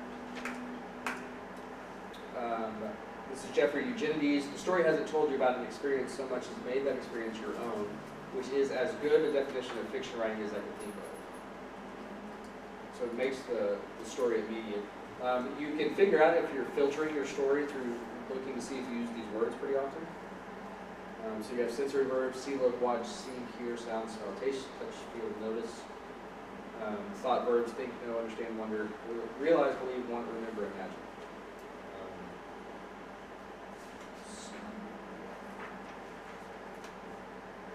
Any questions about that? These kind of words distance your reader from the story instead of sticking them into the story. And I wish I could remember, I don't think I have it on here, but Mary Carr wrote The Art of Memoir, and she's written a couple of really excellent memoirs, more more than a couple now. And she has some line about like, you essentially want the, I wish I could remember it, it's so bad, I hate when I do that. You want the reader to like put your skin on, essentially, which is a kind of a creepy way to think of it, but you want them to experience the story through your eyes, essentially, especially if it's memoir. She was talking about memoir. But, you know, if it's a novel, you want them to experience through your characters. You want to vivify your verbs, vivify to bring to life. Ted walked to the desk, Ted sauntered to the desk, Ted shuffled, Ted trudged. B verb constructions are often indications that a stronger verb is necessary. Where I got that stuff from. You can look for more strong verbs, 99 strong verbs to make your content pop, fizz, and sparkle. Because when you say walked, like that works. Maybe you just want to get the guy from one place to the next, but if you want to say something about Ted's state of being at that point in time, pick a different word. Pick something stronger. And maybe walked is your like first draft version word. But when you're self-editing, you can go back and say, maybe even with this small sentence, I can convey something a little bit more that helps. You know, describe Ted or describe what he's going through, anything like that. Avoid cliches like the plague. Do you use these in your writing? Do you fall prey? Plus 600 more. Yeah, it's a link to a list that somebody's created. And again, you would probably use these in dialogue because we all tend to speak in cliches. I think we have another question. Yeah. That's more of a comment. We have Woe Is I by Patricia T. O'Connor is an excellent book. Sounds like it's similar to Grammar Girl's Post. Cool. Who's that from? That's from Molly again. I think she's another master. Okay. Thank you, Molly. I think I have that book, but I haven't read it yet, so I guess I'll push it up the list. Woe Is I was the recommendation. Thank you. So cliches, yeah, they riddle a lot of writing, and I'm not always the best at removing them. But the reason we use cliches is because they're shorthand to say what we want to say. It's lazy writing, really. Instead of either trying to come up with a new way to say the cliche, which can sometimes work, but sometimes it's just clunky if you're trying to say quick as lightning in some fancy different way. But I think that just means you really need to work on that section to figure out what you're really trying to convey in a compelling way that doesn't rely on something that the reader has heard 1,000 times before. Even saying 1,000 times before, that sounds like a cliche. Okay, we're almost getting to a good stopping point. It's 4:30. It's good. Note your blind spots. When you remove crutch words, redundancies, and hedges, all things we just talked about, or discover your common word or punctuation abuses, or see that you rely on a few filter phrases too heavily, copy those things. Like, make yourself aware of what you typically do wrong. Like, into a new document, your universal blind spot annihilator dictionary. Because maybe you work on a book and you figure out you use the word that too often, you're filtering some things, put that in another document so the next book you work on, you can be like, oh, these are the things I really need to check, because I might keep making these mistakes. So that's what I mean by that. And then the last thing for this section, and we'll take a break, Mark Twain, research hesitating unknowns. I talked about this a little bit earlier. He said the difference between the almost right word and the right word is really a large matter. It's the difference between the lightning bug and the lightning. Big change. So by hesitating unknowns, what do I mean? Words, phrases, grammatical issues that you think you know but aren't quite sure if you're right. When editing, take the time to discover if you're right. So like if you're using a big word and you're like, I think I know what that means, but I'm not entirely sure what it specifically means, take the time to look it up. So m-w.com is your friend, it's Merriam-Webster. So is Google, so is searching Google for Grammar Girl plus your problem. To really go pro, subscribe to the Chicago Manual of Style. We'll talk about that later. For most books, or the AP style book for journalists and most online writing. Those are two different style guides, and they have some significant differences. Yeah, namely the Oxford comment. But it depends on your audience and who you're writing for, which one you would want to look to. But always, when you're self-editing, if something kind of just tweaks your mind ever so little, look it up, because that'll just make you a better writer. in the long run. So we're gonna pause. The next section is dialogue. It is 4:30. Take 5 minutes. Hit the bathroom if you need to, and then we'll come back in. Said 5 minutes, but let's say 7 minutes. So 4:40. I know. 5 minutes.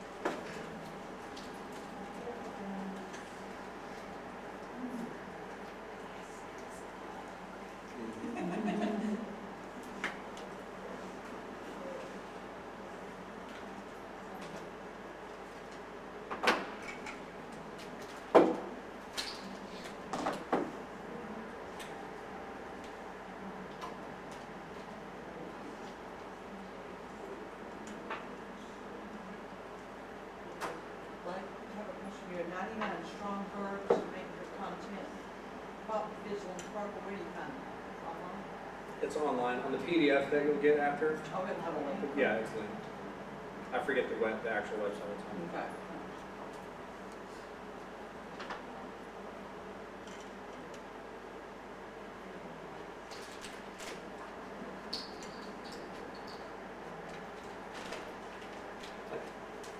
Trying to be simple.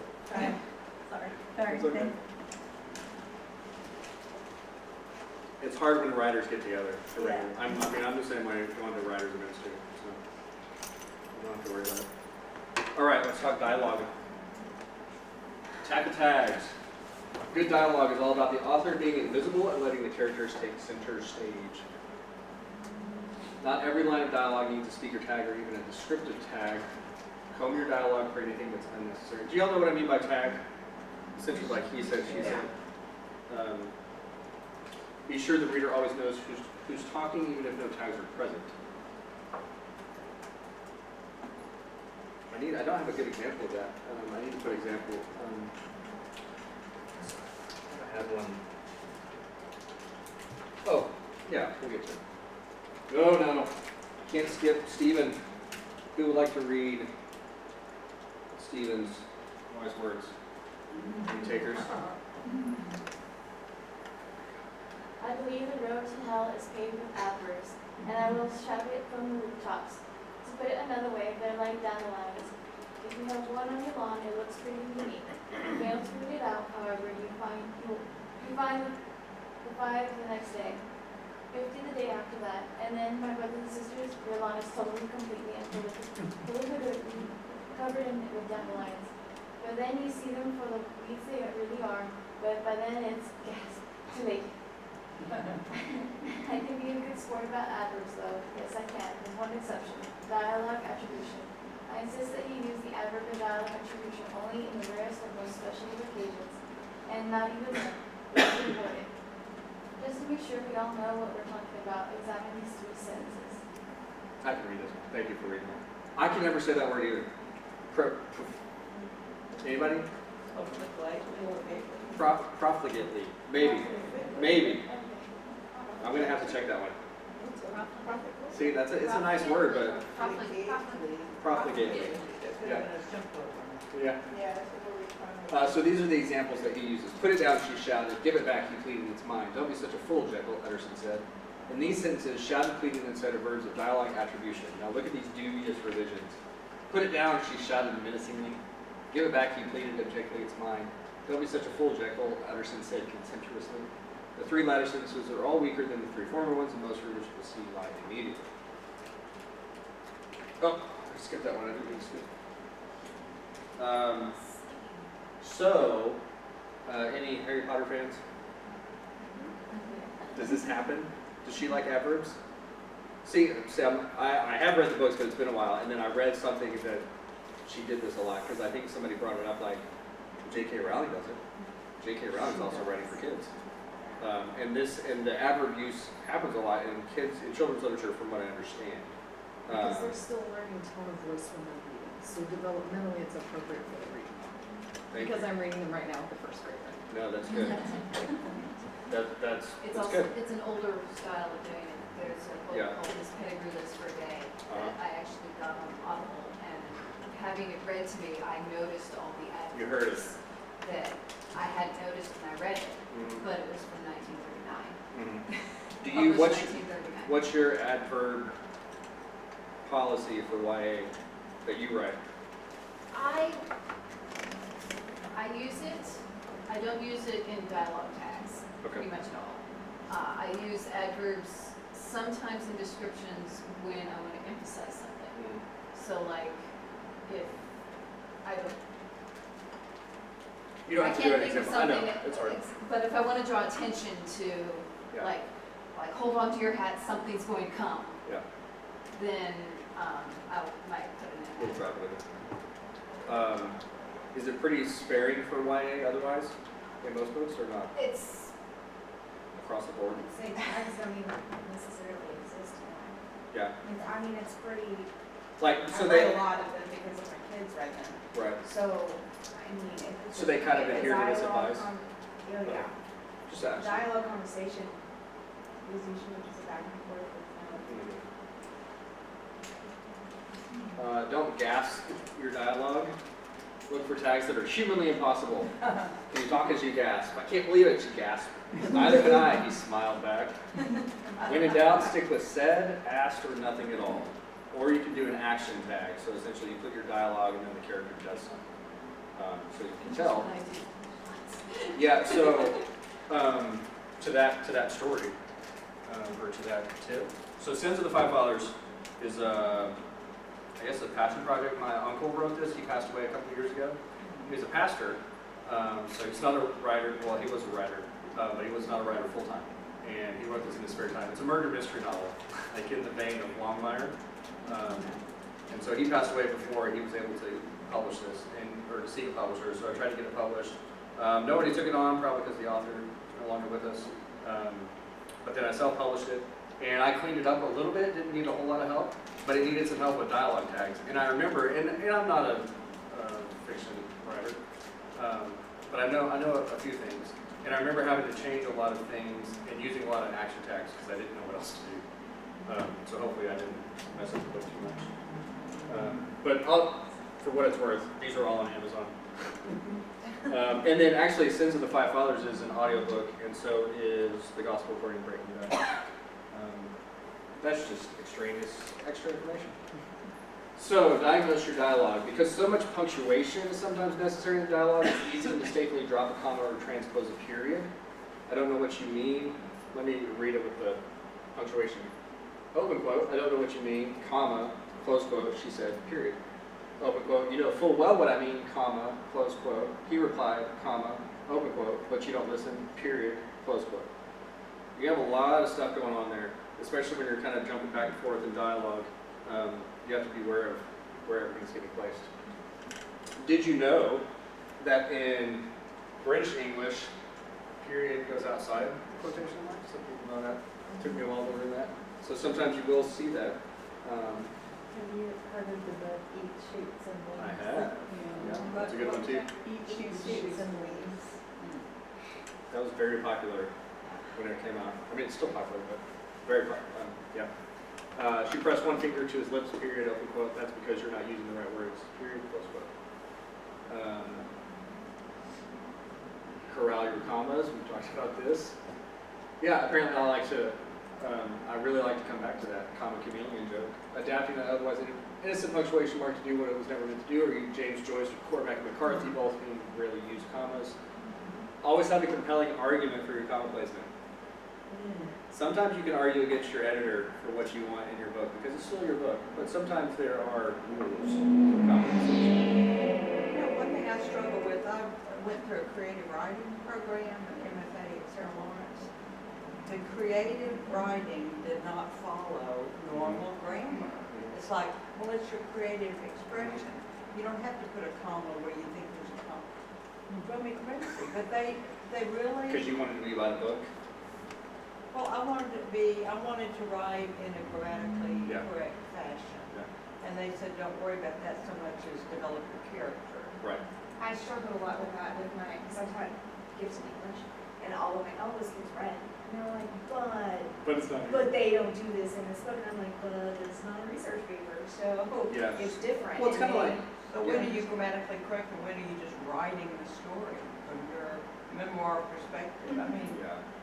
I mean, I wouldn't worry about being grammatically correct on your first draft when you're trying to get the story down. Long way past my first Yeah, draft. but as you're honing it, then I think that's when you can start worrying about it. But even, who was it that was sharing about getting the book back with all the comma issues? Like, okay, so I feel your pain. I co-wrote this Father Effect book, and I edited it, and I proofed it, and I went over it 1,000 times, and I was like, this is going to be the single cleanest manuscript this publisher's ever received. And I didn't think that after I got it back because it was not, you know.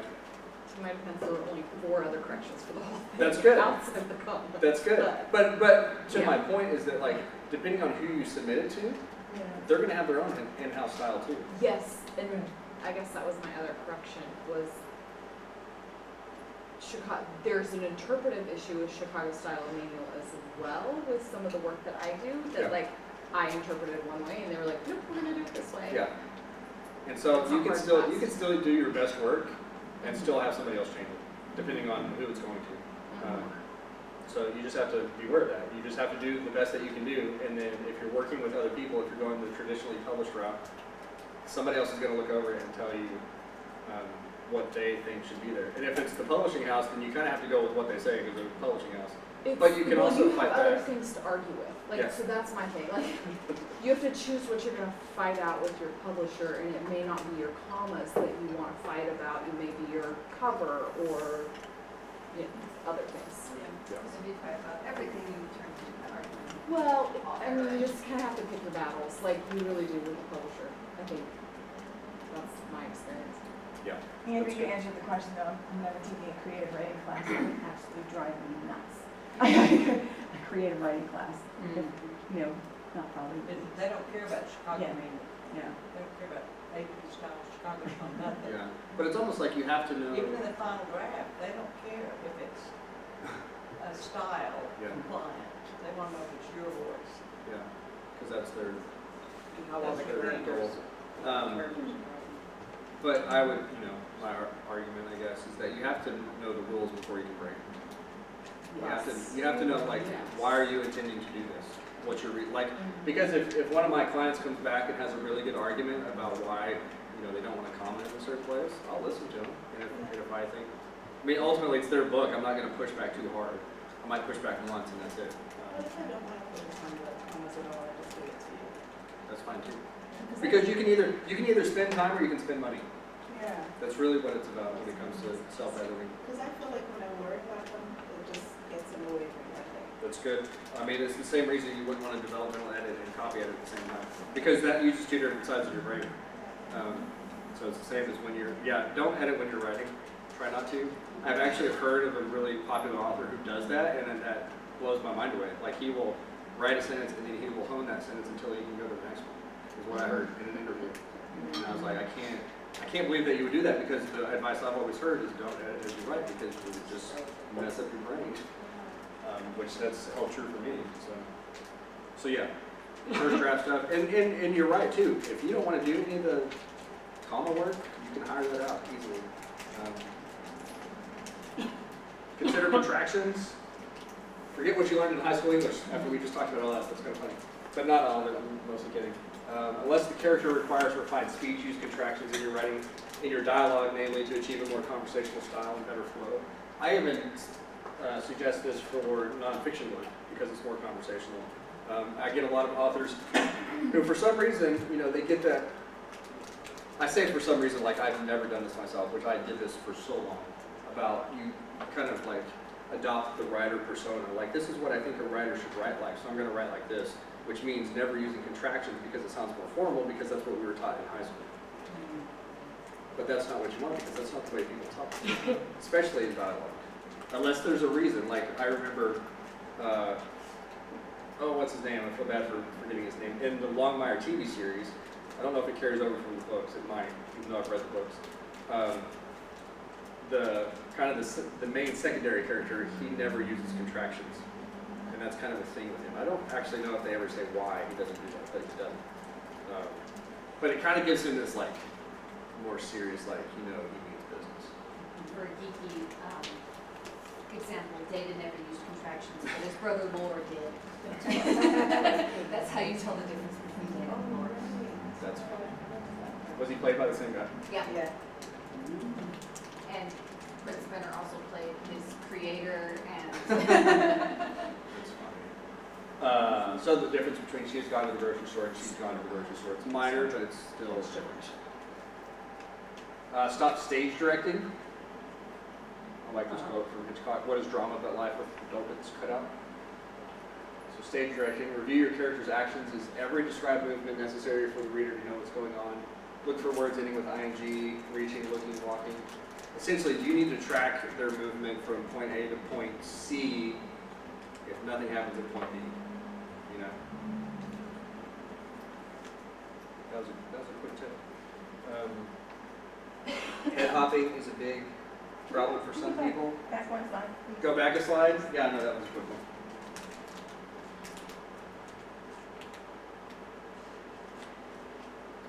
Do you understand what I mean by that? I need a better example. Well, it's hard if you're showing and not telling. Sometimes you're showing the action to get the character to the next point. So you might have an unnecessary step, but I don't know. But you can just say, I left for school. You don't have to say, I got to put on my jacket. I then Stood at the curb. I picked up my backpack. I put it on. I picked up my lunchbox. I walked to the door. I opened the door. I turned the knob. I opened the door. Some newer writers make that mistake because they think they're being realistic. This is what happened, but like unless there's a reason for that stuff happening, there's no point in keeping it. And you just kind of think of it like a movie. Like they're not going to show you. They cut to the next instance. I'm rewatching one right now, and it's essentially storytelling. And you know, Ted, he's narrating. He'll say, and nothing really exciting happened this summer, so we're going to move to the fall because you don't need to know that because we are all in love. And so here we go. Now we're going to breakups. Yeah. So. The stuff that's compelling. Yeah. Stop head hopping. This is from Randy Inger Manson. Yeah. Head hopping is the practice of switching point of view characters within a single scene. This is not the same as the omniscient point of view, which will allow your narrator to know things that none of the characters know. Another. Don't make a reader question whose head they're in. That'll kill momentum. You must get inside the head of another character, start a new scene or new chapter, and introduce that character by name early on. The person who did that mid-paragraph.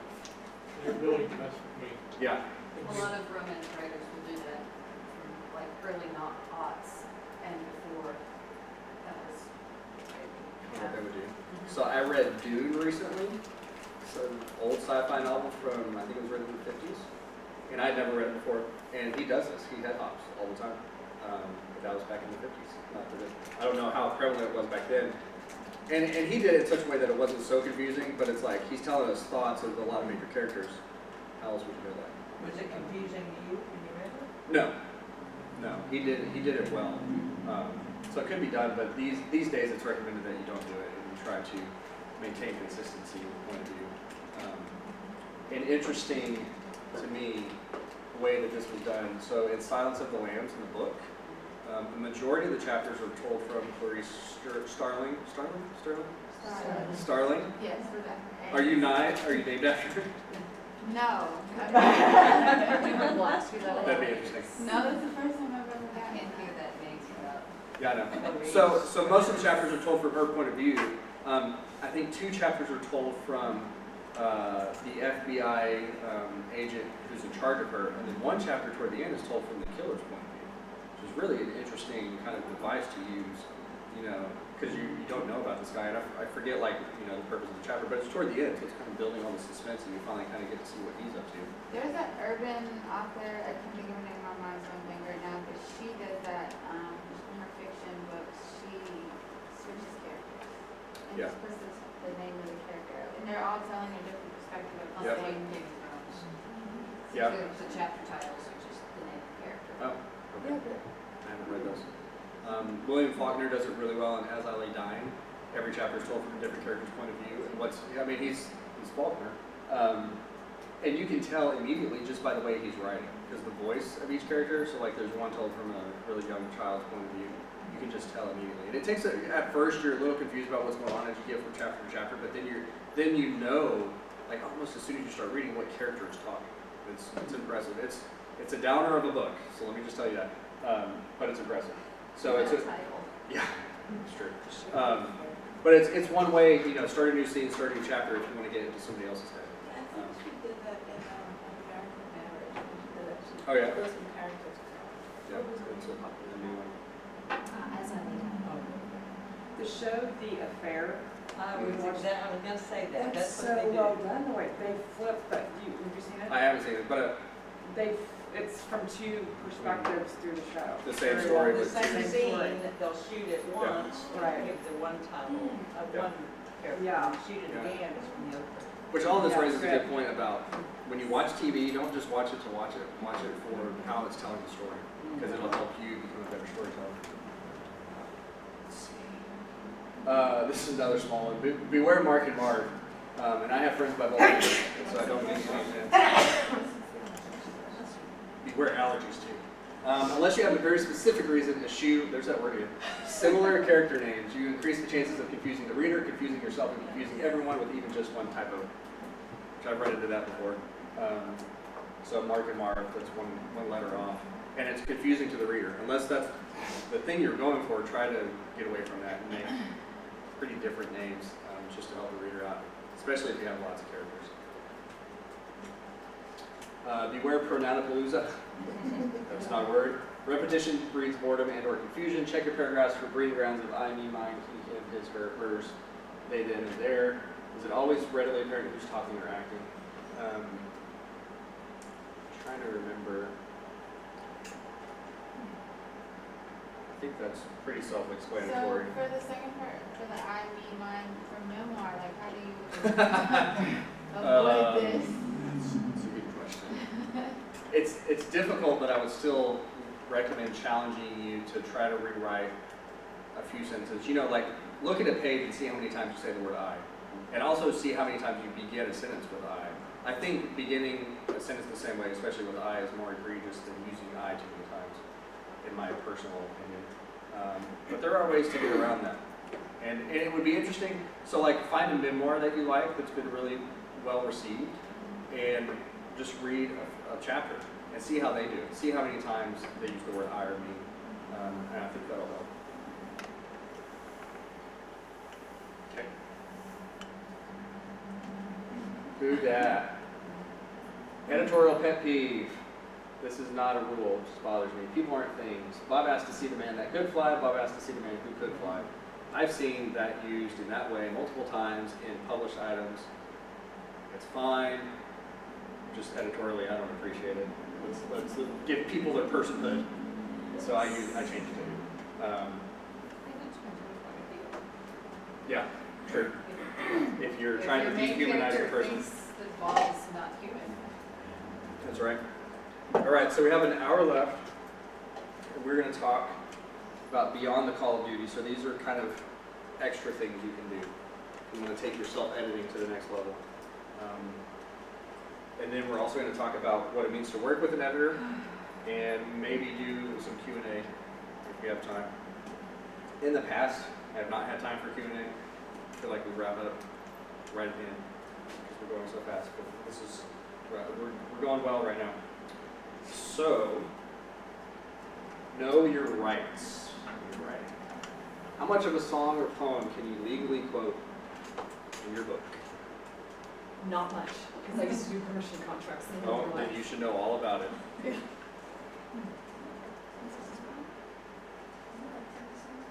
So there is not really a number.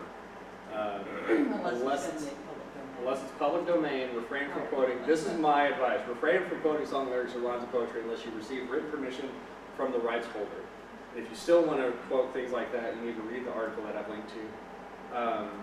Kara, do you want to talk anything further about all of that mess? You know, my general, I did permissions contracts for a couple of books, and my general rule is like more than a line or two, and you need to get a second opinion. If you're using a whole, like multiple lines, I think you need to, okay, it depends on the kind of writing you're doing. It depends on the kind of writing you're doing, because in nonfiction, you have the opportunity to footnote and endnote, and if you're gonna use like more than like a section or a line, you need to attribute another person's work. If you're gonna use a chunk in entirety, like a paragraph, or like, I did a lot of poetry permission contracts, you have to do that. Like if you use a whole author's, you have to. You can get so sued.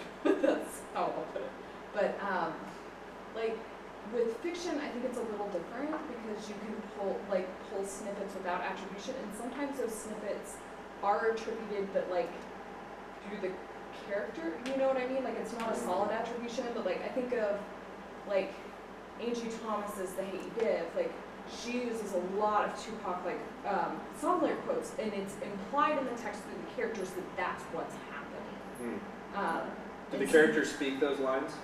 Or they're listening to him in the car, or they're talking about. Do you know if she got permission? There's no identification conversation in the front about whether or not she got permission. Yeah. I'm definitely not dragging her work because I think it's fabulous. Yeah. But I think like in fiction, it's just done differently than in nonfiction. Yeah. And I would say from doing permissions contracts, it's better to ask the author and then be like, oh no, that's fine. I mean, because they usually have someone in their publishing house that's in charge of that. And so I would say it's always better to ask the author, like, here is the excerpt of how I'm using your work. Do I need a permissions contract? And I would say most authors and their publishing houses are incredibly easy to work with, and their fees are very affordable. You will sometimes run into people that have like really, really high fees. And by high, I mean several $100s to reproduce their work, but usually it's like between $100 and $200.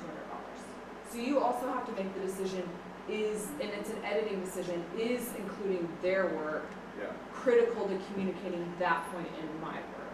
Yep. Is that?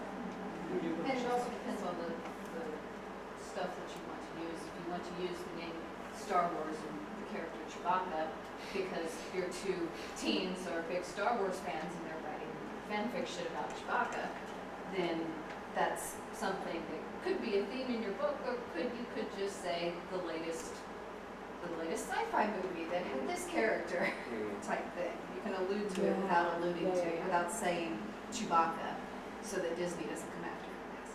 Well, yeah, those big corporations. Yeah. You essentially need to ask yourself if it's worth the time and expense to you, because some of these rights have expenses attached to them.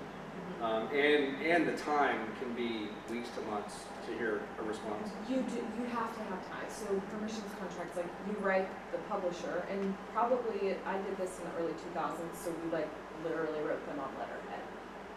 And they write you back, there's an exchange that goes on, and they want to see a copy of your book after it's been copy edited to make sure that, like, or at least most of the publishers I work with want to see, like, can I see exactly how it's going to line out on the page so that their grammar and their stuff is all honored correctly. Yeah. And some of you may be thinking of fair use, and which is just great at best in some instances, but for songs and poems especially, there's not a percentage because a song and a poem is short anyways. So like even if you're quoting a line, like a lot of memoirs want to use a line from a song at the top of their chapter, or a line of a poem, but you have to get the rights to reprint that. And sure, it's possible, let's say you self-publish it, it's possible that nobody's ever going to know, but if somebody does, do you want to front that expense if somebody sues you for using their rights? The and sometimes software is getting really easy to find your work out. Oh, good point. Very good point. You can search your stuff on Google and find it pop up other places. Yeah, and Grammarly actually has a plagiarism checker too, FYI. What was I going to say? I don't know. It'll come back later. So it's just really important. Oh, I just remembered. So like song lyrics especially, the person who wrote the song may not own the rights to the song. And then you have to find who owns the rights to the song. I don't remember, this article may have information about where you can look that stuff up, because there is a website or two where you can try to find out who owns the rights, but sometimes even you can't find it out that way. So really, to me, the risk and the time and the possible cost is not worth it, but that's just me. My example with Star Wars is from an actual author, but he wrote 5 books and his 5th book was on the New York Times bestseller list for weeks before, and he wrote all nerdy teens getting romance, basically nerdy teen romances. Is it John Green? Yeah. Because I was going to say, you're talking about Turtles All the Way Down, I know. Yeah. Yeah. And so the previous 5 books he wrote had no geeky references that weren't just like people who were geeks going, I know what you're talking about kind of thing. Or he'd just make something up.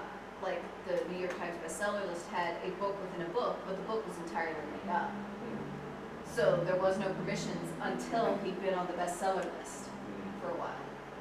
And you wrote Chewbacca fan fiction. Yes. Within the book. So that's what when you were saying that, I was like, Chewbacca what? Chewbacca fan fiction. One of the characters wrote it. Yeah, was a very famous fan fiction author. So just make sure you research that, or find someone who can help you research that stuff. before you make a mistake. Always cite your sources in nonfiction. Know how to do that. I'm cleaning up source citations all the time, and it's maybe the most boring thing I do, but it's necessary. It's a trip. Learn, most editors use Word, so I may write with Scrivener, but I'm still editing people's content in Word. It will help you if you learn how to use track changes. It's not only useful when working with an editor, you can employ it to note your own edits as well. So you have your first draft manuscript, you turn on track changes, you start making changes. It's gonna remember all those changes, and you'll see it. You can also turn off those changes if you want to see your final product, but there's a lot you can do with it. You can make comments to yourself as well, so it'll appear in the sidebar. And you'll need to know how to use track changes when you work with an editor. So Google Docs will also let you yes. look at previous editions. Yeah, if you don't want to buy Word, or if you don't have it, Google Docs also has a track change, similar track changes, and pretty useful. And you can actually see it in real time, because sometimes I work with clients real time, so they can see what I'm editing, which is kind of a trip, because they can be like, no, I don't agree with you. But you change the colors based on who's editing. Yeah, You know, that too. there's multiple people involved. So when I get a manuscript, I turn on track changes, and then I make my edits, and then I send it back to the client, and they can see everything that I changed. And then what they will do is they will go through each edit, and it has like a check mark and an X. So they can say, yes, I accept this. No, I think you're an idiot. I'm not going to do this. They don't say that, at least not out loud. And then I can leave comments, and then they can reply to the comments. So it's a really useful way to kind of work on manuscript. I didn't put the link on here, which I should have. I wrote an article. So on the writelife.com, I wrote a few articles over the last year or so, and one of them was like a brief introduction to track changes, kind of runs you through all that. Learned CMOS, short for Chicago Manual Style, which I showed you. It's a gigantic book right there. You can buy the book, maybe, I forget how much that one was, $40 maybe. So like either online or in print version, it's about the same. I prefer online, I use online. I have that one just for fun essentially. Because online you can search really quickly for what you're looking for. You do kind of have to know kind of how they describe things sometimes to find what you're looking for. But it's a searchable database of invaluable and very detailed information that every editor uses to edit your work. They also offer a free 30-day trial if you just want to check it out. So this is like, no matter what kind of writing, like as far as This is mostly for fiction or- books, for any kind of books. Yeah, for fiction, for nonfiction. That's what I was- When you start getting into like specialized subjects, they have other style guides. So like definitely for legal, for medical, that kind of stuff. Yeah. There are some for different academic. Oh yeah. Yeah. Yeah, like I had to learn AP style, which is, no, APA, sorry, I'm getting confused because there are so many of these. APA is the American Psychological Association, because I was helping somebody who was getting his doctorate. So I got to learn that, and then you start getting confused when you're working with AP, APA, and CMOS, because like your brain just explodes, which is why you subscribe to these databases so you can check yourself. So AP is Associated Press, which is most often used for journalism, but it's also used for web writing. High school. AP style is high school. Yeah. Here's one reason why you might want to consult the Chicago Manual of Style. CMOS has 67 entries on how to handle numbers. So I'm always looking up. Not as much as I used to. I like this. Generally spell out, this is CMOS. Generally spell out 0 through 100, unless it's 20%. Percentages get numerous. Spell out hundreds, thousands, and hundred thousands, but only if they're preceded by whole numbers 1 through 100, except in the sciences or with monetary amounts. Spell out all numbers that begin sentences or reword the sentence. Spell out numbers in dialogue with editorial discretion. That is supposed to be confusing because that is how confusing all this number stuff is, why they have 67 entries on how you're supposed to handle numbers in books. Fact check yourself before you fact wreck yourself. Double check your quotations. Make sure that the people actually said them. Don't just pull off quotations from Twitter, from all these places that they sound nice. Like I should have popped up the one that's like, it says, don't believe everything you read on the internet that's attributed to Abraham Lincoln. Which is a great one. And there are ways, what's that guy's website? There's some guy's website who, like his thing is to try to verify where this quote originated. So like Kill Your Darlings, I read, of course I can't remember where it originated, but it's not who it's typically attributed to. quote verifier in the book. Quote investigator. That Sorry. would be, but the quote verifier is a book that kind of gives you the Oh. origination of the quotes. I didn't know that down. That's good. Quote investigator is the website I'm thinking of. But you said quote verifier? Yeah, it goes, and there's a lot of them are, the, attributes, and it's like Ben Franklin's another one that gets attributed. And Yep. he said he didn't mind being attributed. They were attributed to him. That's funny. Words. But,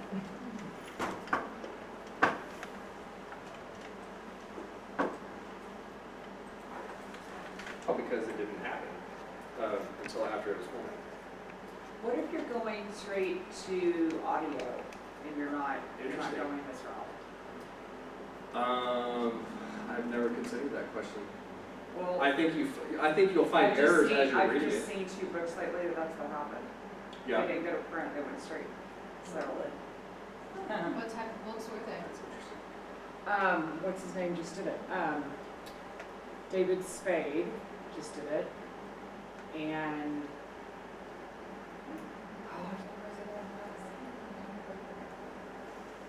but it was just such an interesting, I was like, whoa, how would you, Yeah. yeah, because there's, Can we circle back around and do a print edition once the audio is No. hit X number That's- of like, well, that may be, I don't know. I mean, that may be, from I mean, the if it- conversation I heard about it, that wasn't part of the deal. It was just straight, yeah, I know, so, I don't know. Yeah, I wouldn't think it would necessarily need to be copy edited because Right. he's not reading the punctuation. But I also know from experience, like when I did my podcast, I would type out everything I would do. And then as I'm reading it, like for the podcast, I would catch the errors because I'm reading it out loud. So I'm wondering if like as he's reading it, he's catching different things. And you might still need a developmental editor. Right, If you right, do to help him. audio, you Right, want to make sure make the sense. story's there. Yeah. Yeah, I don't know, it's interesting.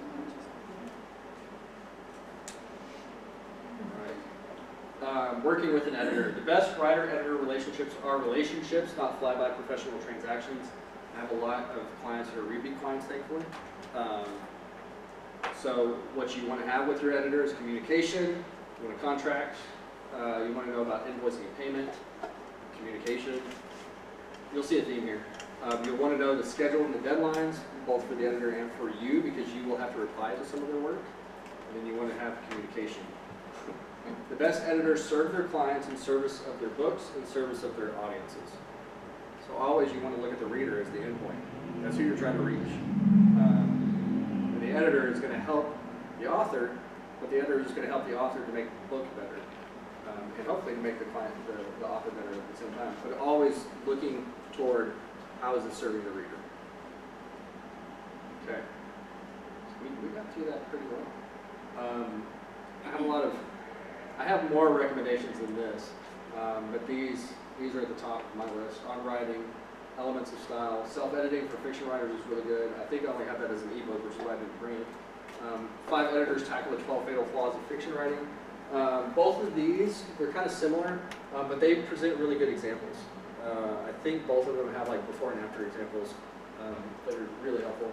Robert McKee, he wrote story and he wrote dialogue, and those are thick books. They're kind of hard to get through, but they're very helpful if you want to get into like the really nitty-gritty details of telling a story and how to have really good dialogue. The story grid, I think the subtitle is, nope, I'm blanking on the subtitle. The story grid is kind of a developmental editor book, and he looks at Silence of the Lambs, and he kind of goes through how does this story work. So if you're really interested in how story flows, he has this framework that he's worked out over 25 years. And he essentially places this framework over any kind of story to figure out, does the story work? It's really interesting. And then don't forget the reader, which you're going to get a downloadable Mobi file of today. Podcasts. Who listens to writing podcasts? Anybody? What do you listen to? #amwriting. Awesome. I haven't heard of that one. What is it? #amwriting. Now, do you have to look up hashtag or just the hashtag Like symbol? symbol. It's #amwriting, just like that. #amwriting. It's Jessica Leahy who wrote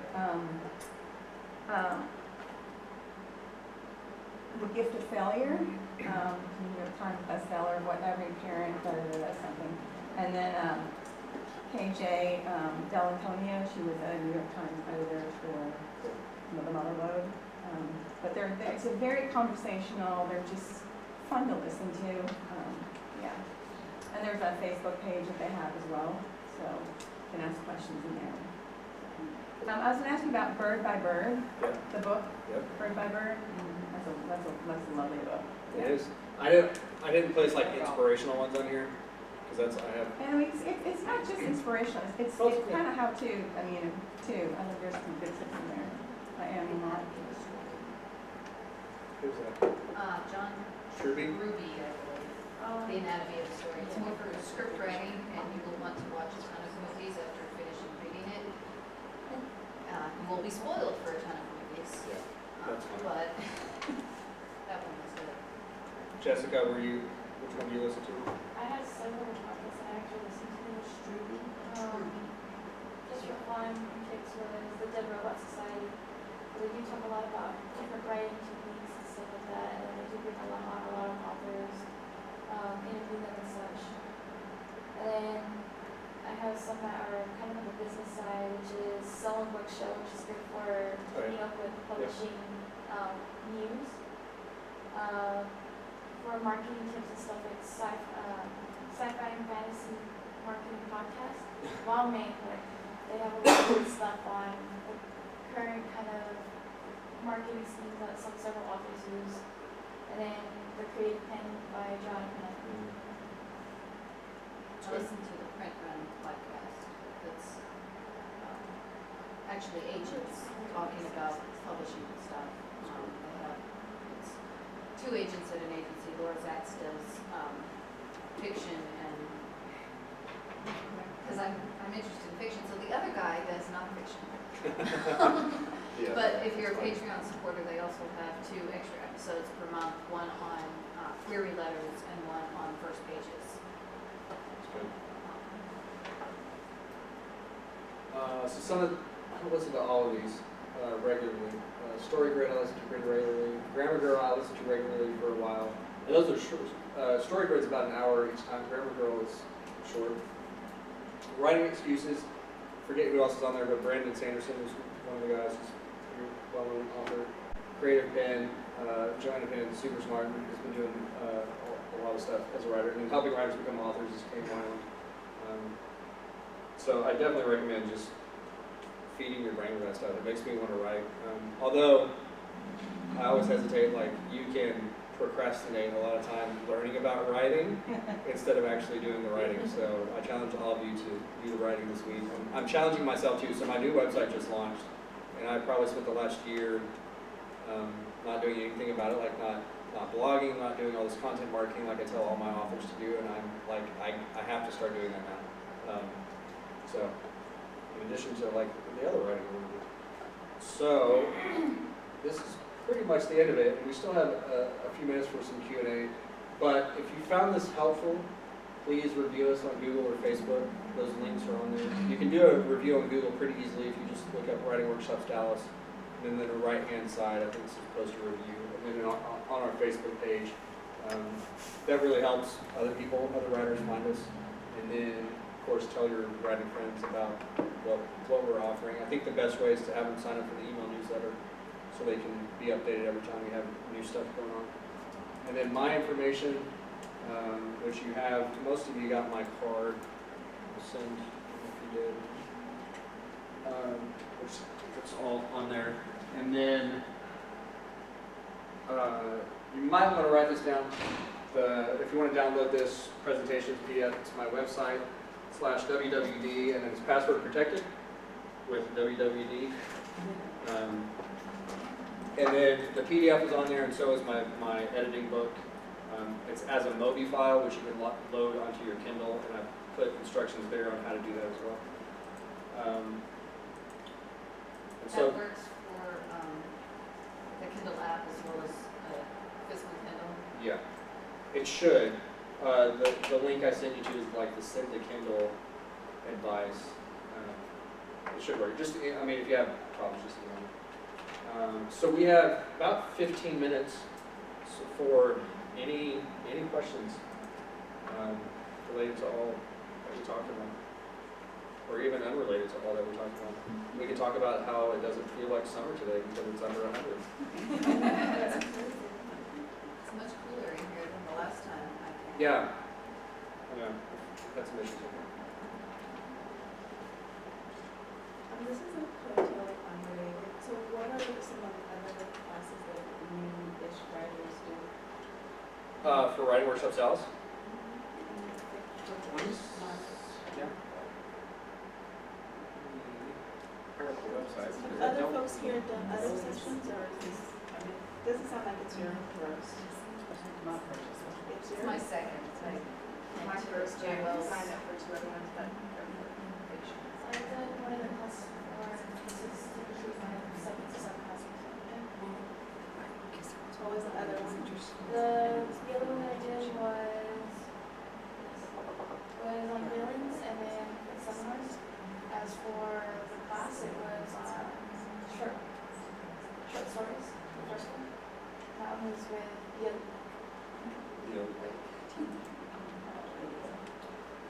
So, if you look on their website, they say if they're beginner or intermediate and advanced. Okay. I'm not sure. Well, there's an intro to fiction with 3 spots open. And so these classes are 8 weeks long. This one starts August 22nd, which I don't know what day that is. Yeah, that's a Tuesday. It's down here. No, wait, sorry, Wednesday. Wednesday, That's the Blake 6:30 to 8:30. I have a question. If you, for like, I'm assuming that all of these are live streamed because I would really like to do this, but I'm going to be out of the country. So is there a way, like, if I miss 2 of the classes, I can go back and watch the Well, live these stream? are, the classes are not live streamed because they're experiencing each other's work. Oh. Yeah. Just kidding. So only the seminars, like what we're in today, are live streamed. And then the classes, you just have to come in person because it's interactive and you're workshopping yourself. Sometimes they offer, I've noticed, they offer online fiction courses for people that can't. Oh yeah, come we have here. done that. You can, they just launched one or did one sometime this summer, so you can do that while you're traveling. Yeah, let me see if we have any. It'll say, like, right at the. Okay, well, I don't think we have any currently Wait, scheduled. what was the nonfiction? Yeah, it's the. Sorry, I don't know. Nonfiction. It's right there. Yeah, and personal essay. Intro to the personal essay begins August 22nd. It's supposed to happen for James. And then, is that in class or online or what? This is in class. It'll say Online, online. if it's an 8-week thing, it's going to be in class. Oh, yeah. It'll say online before it even says 8 week. Okay. Yeah, and this one starts, it's on Wednesdays from 6:30 to 8:30, August 22nd, October. And Mag is super smart. She knows her stuff. She presented for us at the Nonfiction Authors Association a while back. And then there's intermediate personal nonfiction, and then memoir and fiction. Some of these I haven't. Personal nonfiction, you mean essay or memoir? What do you mean personal nonfiction? Yeah. Okay. Yeah, she's even talking about Mary Poe. So I think she's just saying personal nonfiction for, to me, memoir is the book length, and then personal nonfiction is article length. And Right, essay. hopefully I'm not putting words into her mouth, but I'm trying to see what else we're doing, because we're doing so much that I forget. So Well, screenwriting. You're down here in the classes, if you want to look at the seminar. Right, but I was looking at classes. Mostly to see if we had any online ones coming up. And screenwriting, poetry. I mean, No, it's but the okay. fall I'll be ones back have in a October. ton. Online classes. There we go. 8-week novel 1. That one's canceled actually, because they didn't get enough students, so that one's not gonna come back till October. Is that, That was supposed to start last week. How often do Tired your of sending classes this. circle back? So if you really wanted to take 1 or 2 of these and. I don't know. It kind of depends, like Blake's, the other Blake's classes, he might be every quarter because he runs the thing, so he's always here. And not all of our instructors are always available. So that, but if you want a better answer, ask the other way. I should know that information. I have a totally different question, and I don't want to interrupt with this if there's no questions about this. Just keep going. That was it. Okay, so when we were talking about editing, the cost of editing, you had examples of like a 60,000, 70,000 word book, 120,000. I've shopped my manuscript around to a lot of different agents, and it's about 160,000 words, and they all say it's too short. They say it's too short? 160. For what? For a memoir? A book, a memoir. That's surprising. Have they ever told you why they say it's too short? Well, it's partly the story, because they say there's a chunk that seems missing, which I don't intend for that to be the story, but they said it's kind of leaving the reader hanging because they need to finish that. But they did say it needs to be around 200,000 words, because when it gets to the publisher, they're going to edit it down anyway. So you need to start with more to give them more material to be able to sculpt it into what they wanted. Yeah. So I've So got I would- to sit and read about, Sounds like a movie script. What? So that sounds more like a movie script. It is, it's going to be a good one. Yeah, but so I was surprised to see that you use those links as examples. Is that self-editing, or you're finding agents that will publish small books like that? Well, to help with this, so I can remember some numbers.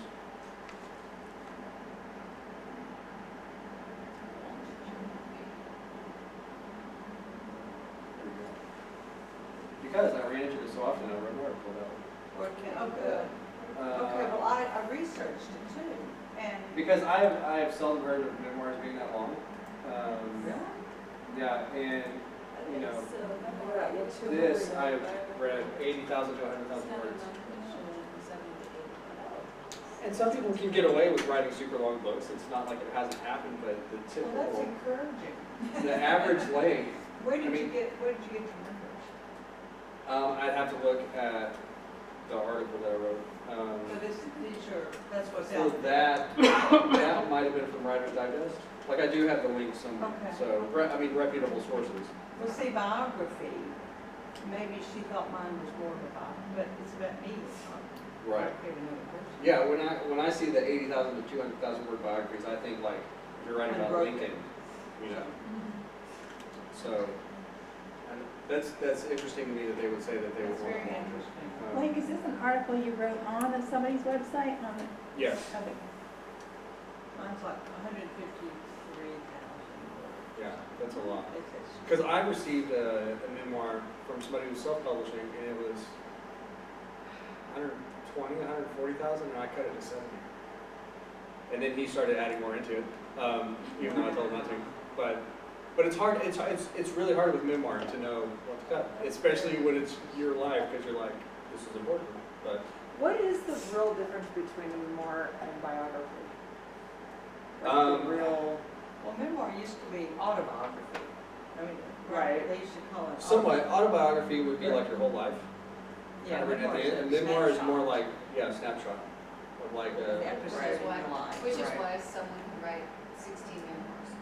Like Carrie Right. Fisher. I used to wonder, she like released the whole one. Well, She's it's working on it's something. kind of one of the whole around all the credits, maybe two. Okay, yeah. Oh, the memoir. But then, I mean, if you already have that much content written, you can look at it as like, do I have 2 memoirs? Do I need to release one and then release another one later That on? was my thought. The whole other chunk that she says I need to write now, Right. that's another book, so maybe it's wrong agents. Maybe you need it to be editor later. So what is the current thought about traditional publishing and self-publishing? So I actually offer a seminar on that takes us 3 hours to answer that question. Because there's so many things to think about. What specifically are you Well, the asking? advantage to me of having a publisher work with your book is they do all the marketing for you, right? Yes, Yeah. no, that's not true. Actually, traditional publishers will only do a tiny bit of it, and the rest is up to you. They want you to do they're basing it off of your list. So they're saving money by pushing it back on you. A little bit. It's kind of, it's There's, like aren't there like hybrids though now, like little boutique hybrid type Like she writes. places? Well, no, she writes. No, Yes, like the there are. publishers, There are like the. hybrid authors between self-published and also traditional publishing. And some of them, a lot of them you don't really know more from old traditional publishings, just self-publishing their backlist. And so they're using their backlist to boost up their numbers, and so they kind of play with each other. Well, all the different seminar, I don't know what you call it, writing work, not workshops, but when all the agents get together and you can shop your book around, what do you call that? Conference. Conferences, Yeah. conference. They want to know what you have done to promote yourself as an author. Yep. Do you have a website? Do you have a following? Do you have they want so much publicity before they'll even look at your book. Well, it's hard for me to market myself, but that's where they're going now. Yep. What have you done to market yourself? Yeah, this is why. Right, that's because I fell into that same space. And I actually had a platform for quite a while of like stuff that was, and then it's like, then things were changing and then I got into that they want same to have a conversation platform. about, it's like, oh my God, I need to. This is why you should come to next Yeah, it's- Sundays. There you go. Yeah, stressful. Another good one, Look at that. like if you can't be there, there's a good one with Mark Dawson. He kind of teaches you how to build up an email list and how to build up a marketing platform. So that's more about engaging with readers and such, but this is the free stuff, like how to build up the list.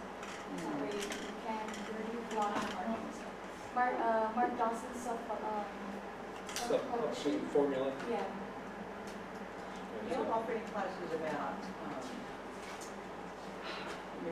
nonfiction and portraying real life characters without going around getting permission from everybody to tell. I'm sure there's a more succinct way to say that. So the but- 6-week memoir versus fiction class was a spin-off of a seminar that she did That was like like last week. 3 months. No, I went to it like 3 months ago, where it's Oh. like a 3-hour seminar where she talks about how to decide whether you want to write in fiction or in memoir, and how to deal with like Permission. Permission. I mean, these Well- people may not want their involvement told, and I'm gonna go around and get permission from all these people. no, Add you them in. don't. You just have to be willing to Or piss fictionalize everybody it. off, or fictionalize it. Do you remember what Anne Lamott said about that? If she said something like, if You're gonna piss off your family If- anyway? if Let you- them write about it? I mean, I mean, you don't have to get their permission to write. what? You don't have to get their permission to write. I know you don't, but. some But it people- depends some on of your these- relationships. Yeah. I'll talk. Wait till they die, I think is what she said. A lot of people say that. Yeah. I mean, there was, I mean, I think part of it was, as far as libel, it was in her section about libel. There was something about, I mean, and it was, there was somebody was writing a story in one of her workshops about, it was, I mean, it was the story of this woman's life, but it was, she had to fictionalize it, and she changed everything about her ex-husband, because, I mean, there could be nothing, I mean, different profession, different color hair, different height, and this is hysterical, she said, and to make sure that they'll never, ever, ever sue, always make sure they have a really small weenie. They'll never sue. on that It's like the bid on help, where she put in the bid on She's hysterical, getting she is so the funny. shit pie, Her humor is awesome. so that the people would never, Oh my ever gosh, in- okay. think that it's Jackson. Okay then. I have a question. So if like a writing coach, like I would just like to take a blog post and have somebody and sit down with somebody and have them read it through with me so they could help me with my writing. Who does that? lots of people. I mean, is that like what you do that? Yeah. And is that what a copy editor does? I mean, 'cause I don't want to give it to you. Right. I want to sit down and say, I want you to help me because I think I could learn it. I just need somebody to help me figure out right? In some ways you want a manuscript critique, in some ways you want to workshop it, Yeah. because you could find a writers group and you can read it out loud. I mean, a lot of writers groups, I'll throw this out there as our last thing because it's 6 o'clock. So if you go to wordwriters.org, they are an organization that Writing Workshops Dallas is a part of. They aggregate North Texas writers organizations. So if you go to their website, you can look and you can see a map and you can see where all these groups meet. And so, and they're smart and they divide it up to where you can look for, you know, if you want critique, if you want workshop.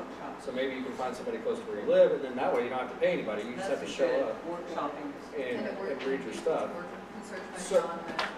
Yeah, and you can search by genre. The only drawback to that is that you're not sure of the quality of feedback you're getting. Exactly, I want a professional, I want somebody that knows, if I look at somebody's work and I see a bunch of that's in their work, I'm not gonna work with them. Right. Because I can do that, you know what I mean? It's just like, But you can also, when you're like looking at editors, you can say, do you offer a manuscript critique? And you're not necessarily asking for a manuscript, you're just asking for an overall critique. right, And then essentially, like with a manuscript critique, if I do one of those, I will read the whole thing, and then I'm going to give you maybe 2 to 3 pages of here's what I see being deficient, and here's what I see being good. So here's what because you don't want to just say, hey, you're terrible, but you want to say, here's what you can work on, here's what you're doing really well. And so then that gives you like kind of this baseline to go back into your work and start massaging it so it's better. Does that help? What you say, wordwriters.org? WORD stands for Writers Organizations Round Dallas. WORD. But it's a good site. Actually, so if you're, it sounds like a good way to start out with getting your work looked at, right? Yeah. To get a critique, general critique. Yeah, because then they're not really like digging in to all the issues. They're just saying, here's what I've noticed. Right. And that's when it's really helpful to have somebody who's, like in your case, maybe somebody who knows diet and nutrition and all that fun stuff. If you need that kind of feedback. So that's why it's important to have somebody who knows your genre, because they can say, well, this isn't really conventional for this genre, unless you're trying to be unconventional. But well, it is 6 o'clock, so we made it. I did pass out, which is a good thing. Thank you for reading. Thank you for discussing. Please leave a review if you can. And please email me with questions too that come to mind. I want to be accessible. Please come to another workshop, seminar. Yeah.